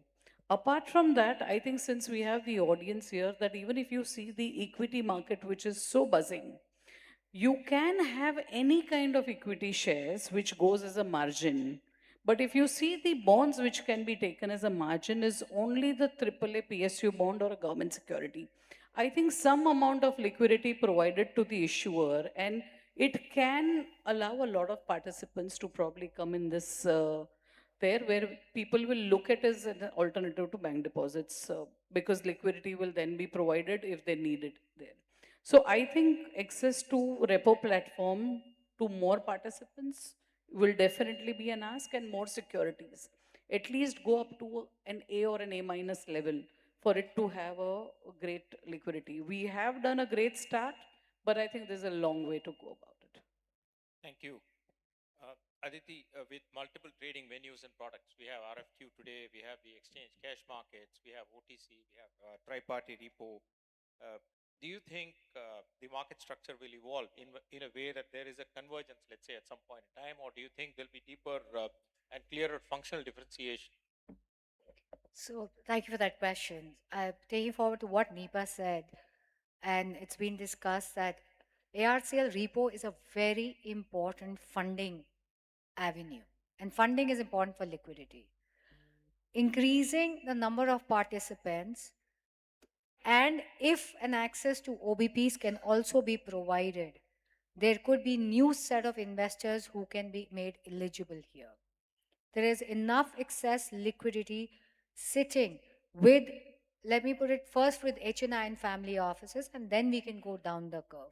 But only restricting them to the few members or to few eligible participants will eventually become the limitation of the liquidity. Second thing is also we have to see the speed of execution.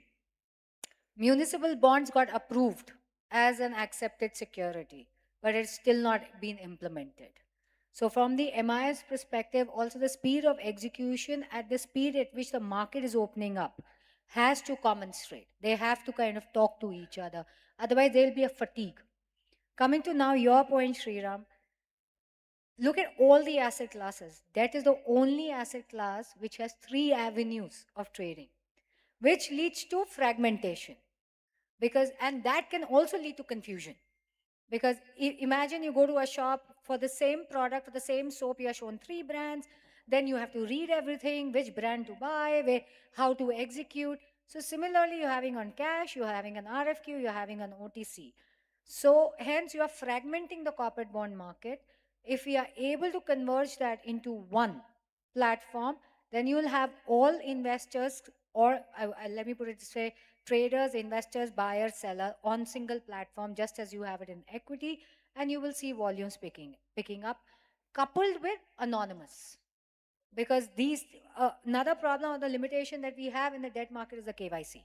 Since it's a OTC, we first need to do KYC. There are whims and fancies. Somebody will accept some counterparty, some people will not accept some counterparty, which will completely be done away with if it is anonymous, because you really do not know whom you're trading with. And then you will see going down the AA, and also that will answer your questions that brokers give two-way on the OTC and not on the RFQ, because then they will have to give the two-way. Everybody will have to give the two-way on a single segment of an exchange. Thank you. My next question is for anybody on the panel. Anybody can answer this. We see still a lot of trading happening only in AAA rated bonds, not so many in the sub AAA bonds. Why is it so, and how can we improve some amount of trading in the sub AAA bonds? See, this may not be a very, this may be a contrarian view, but I think we should sometimes look for contrarian answers. We have pension funds and insurance fund companies who don't want to lend to A or A minus companies in infra because that is not their mandate. And fair enough, they want the safest of assets. We have refinancing institutions who are okay lending to A or A minus assets because they know those sectors. And most of the time, there's no default. If there is a default, there is an underlying asset. That underlying asset is sold off. And as we know, the loss given default is very low. So actually, to the extent that risk averse investors are lending to AAA, whether AAA is lending to A category, there's nothing wrong in it. I think as a system, we should stop beating ourselves and criticizing ourselves. Why is the money going to these institutions when we know it cannot go to the A-rated category directly? Having said this, yes, maybe we do have to find ways of giving money to AA, AA minus, A plus, and so on. But to the extent that AAA is the refinancing institution, I think this is a great thing which is happening. Thank you. And my last question is one for all the panelists. What are the 2 or 3 reforms, whether it's regulatory or market driven or infrastructural, that you think we should undertake to improve secondary market liquidity? Aditi, maybe we can start with you. I'm going to be, at the cost of repeating, I'm going to say the same thing. Sell leg of a transaction needs to be automated. It has to be as simple as investing in bonds. Second is anonymous trading, unification of all these segments into one. And third would be, I would like to touch upon is equity and mutual funds and insurance and FD market. One of the reasons for their success were the distributors, financial advisors, partners, whatever name we may take. Distribution guidelines around the distribution of debt securities coming from the policymaker can really help us taking this asset class to various corners of of our country. Thank you. Two very important market infrastructure. We have a gross settlement in debt. If we want more retail participants and more intermediaries to come in and the volumes to go up, I think to have a net settlement DVP3 on a single segment with an access to everybody on the same segment is going to be important. And second is the liquidity in terms of either repo or market infrastructure. I think two very important: the settlement and the liquidity for secondary market participation. I actually want to start on a positive note that I mean there has been improvement in liquidity, but I guess it's not enough. So it's been talked that we need to increase participation from investor base. We also need to have more issuers coming in because as chairman sir talked about, there are very less number of issuers who are actually issuing serial on a serial basis. When I have these kind of names in my portfolio, actually I don't want to sell them largely because I also want diversification in my portfolio. So, let's talk about the retail part. So retail part, they can either come indirect route or they can come direct route. Direct route, as Sunena talked about, public issuances time takes a lot. And if we're talking about indirect route, it's largely the mutual funds where they are largely dominated by the institutional monies. So somehow we have to ensure that we are getting right participation through right exercise. And secondly, you know, what Aditi and Nipa both have been saying about that we need to have platform. NDS moment was the moment which actually led to increased secondary volumes in the government bonds.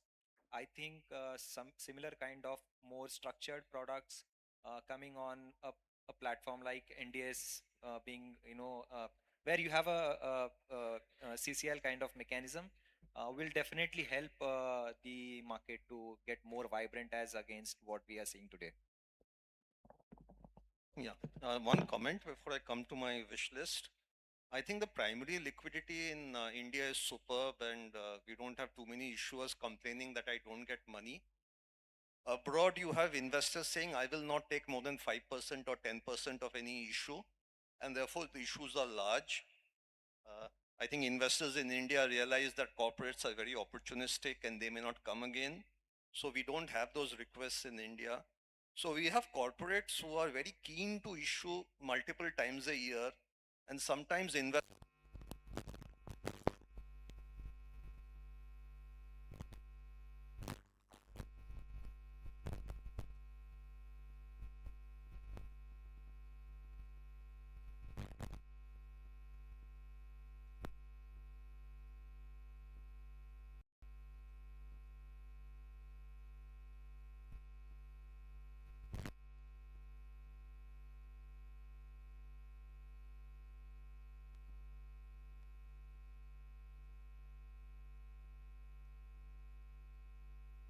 And you wait for the listing to happen after 3 days, and every day the yields go up by 10 basis.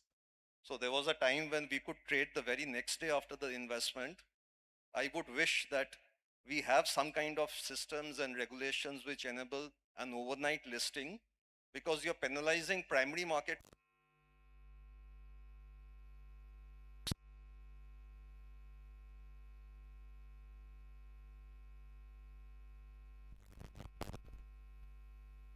Is higher. The last.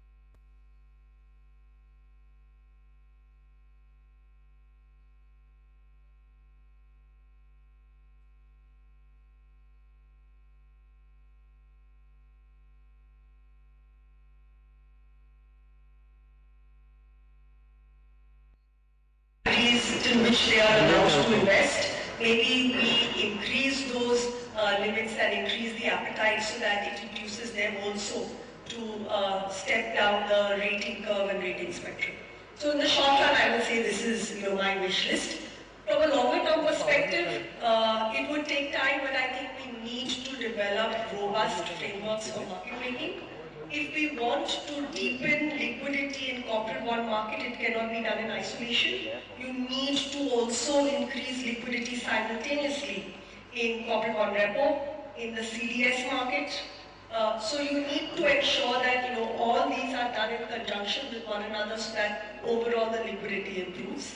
And I think a stronger framework that gives more comfort to different classes of investors who are now active participants in the form of, let's say, a much stronger and a much, more institutionalized and much stronger framework for debenture trustees, as well as, credit rating agencies. That also will probably add a lot more confidence to newer participants to come in. Thank you. With that, we have come to the close of this panel, but maybe we have time for a question or two in case anybody wants to have a quick question.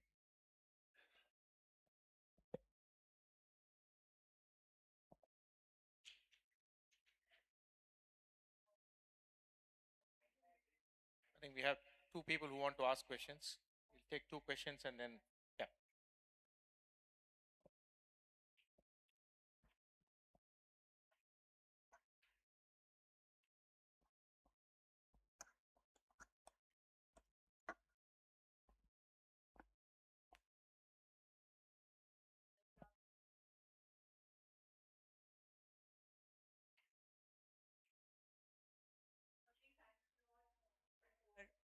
A very engaging, very enlightening session. I'm Dr. Manisha Jain. I head the products advisory for Crystal.ai. Now, while the intent of bringing the retail participation into bonds is something which was much awaited, right? At the same time, when we discuss things as a wealth management platform with a lot of investors like family offices, with increased participation that we are trying to bring to the secondary markets. The one challenge which, of course, again and again, I kudos to Sunena for highlighting that over and over again is taxation. All the more the pain of taxation when you compare your LRS investments and where we stack up on fixed income, because first your hold period on fixed income for qualifying for an LTCG is a year more as on date. So slab rate taxation will obviously be a deterrent. So glad to have thoughts there. Second, your yields, right? So today my AA or my A paper vis-a-vis what my dollar bonds are being able to deliver are not promising the kind of yields that we are seeing globally with the hammering of the rupee.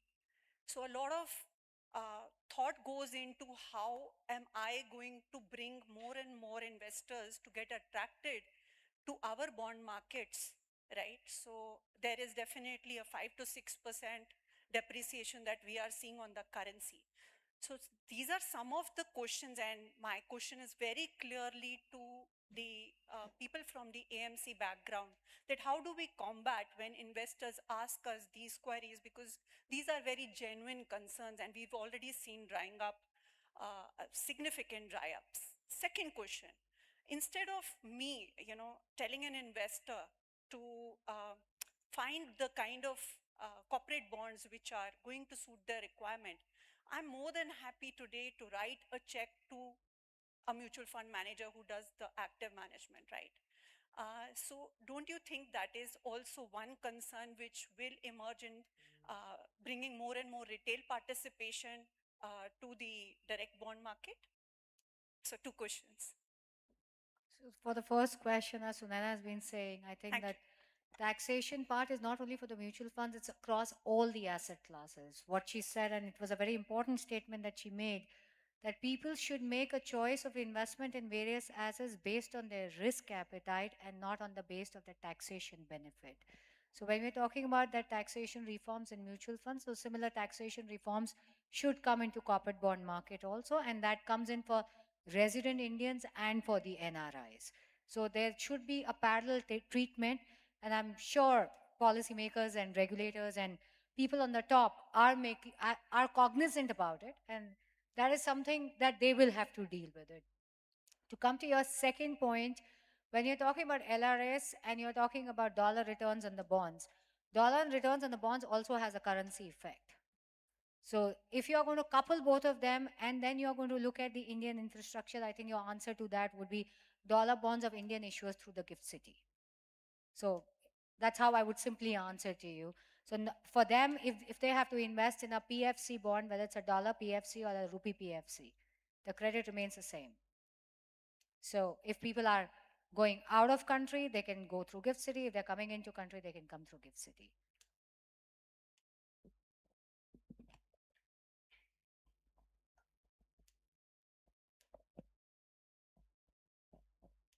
Okay, I think there are no more questions. So thank you very much. I want to thank each of my panelists for their valuable time and all the contribution in this discussion. Thank you. Thank you. We would like to present a small token of appreciation to all the panel members. May request Mr. Krishnan Iyer, Senior Vice President, NSC, to join us on the stage.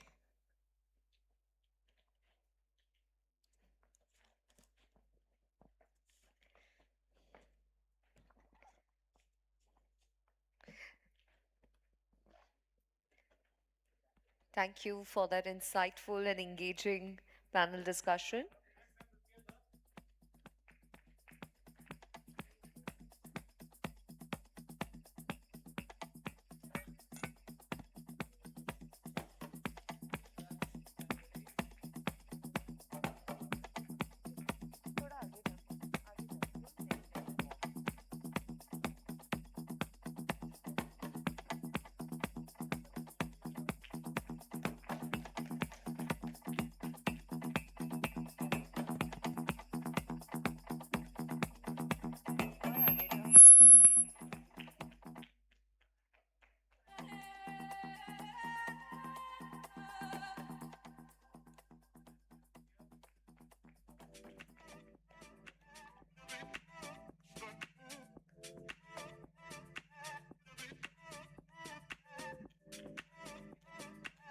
Let's take one group photo.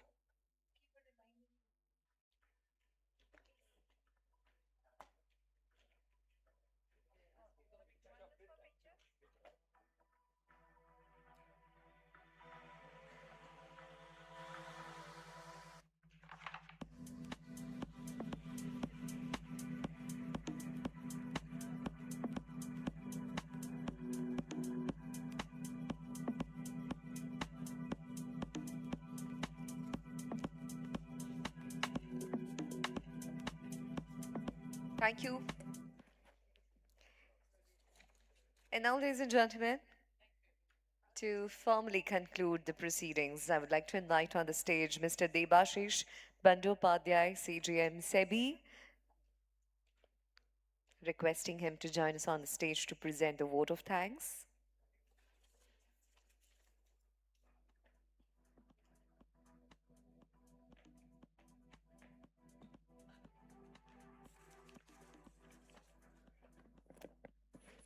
Good afternoon, everyone. On behalf of the Securities and Exchange Board of India, I extend my heartfelt gratitude to all dignitaries, speakers, panelists, and participants who joined us today for the inaugural Pan India Bond Market Outreach Program.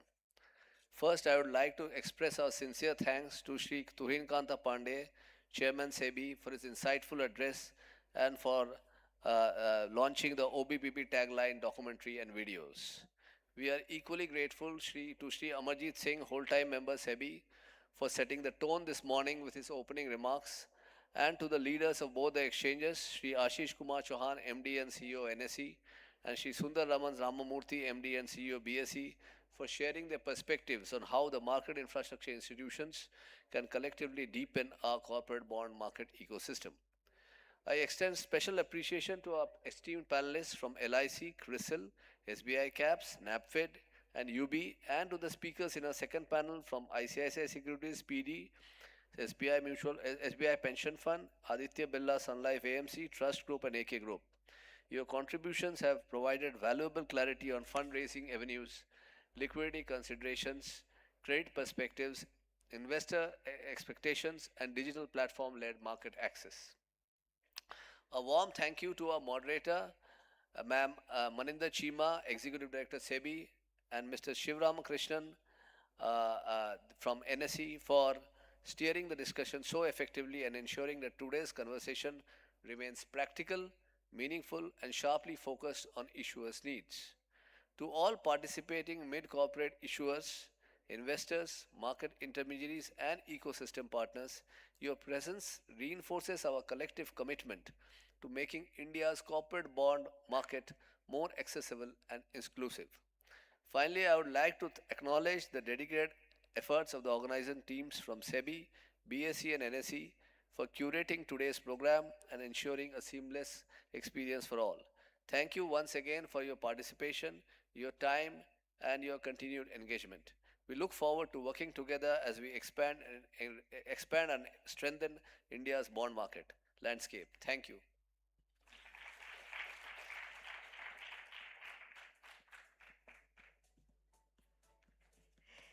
Thank you, sir. And this brings us to the end of this conference. Thank you for your valuable participation. With this, Anchor Mayuri Malankar signing off. Have a wonderful day ahead. Also, please join us for lunch. Thank you.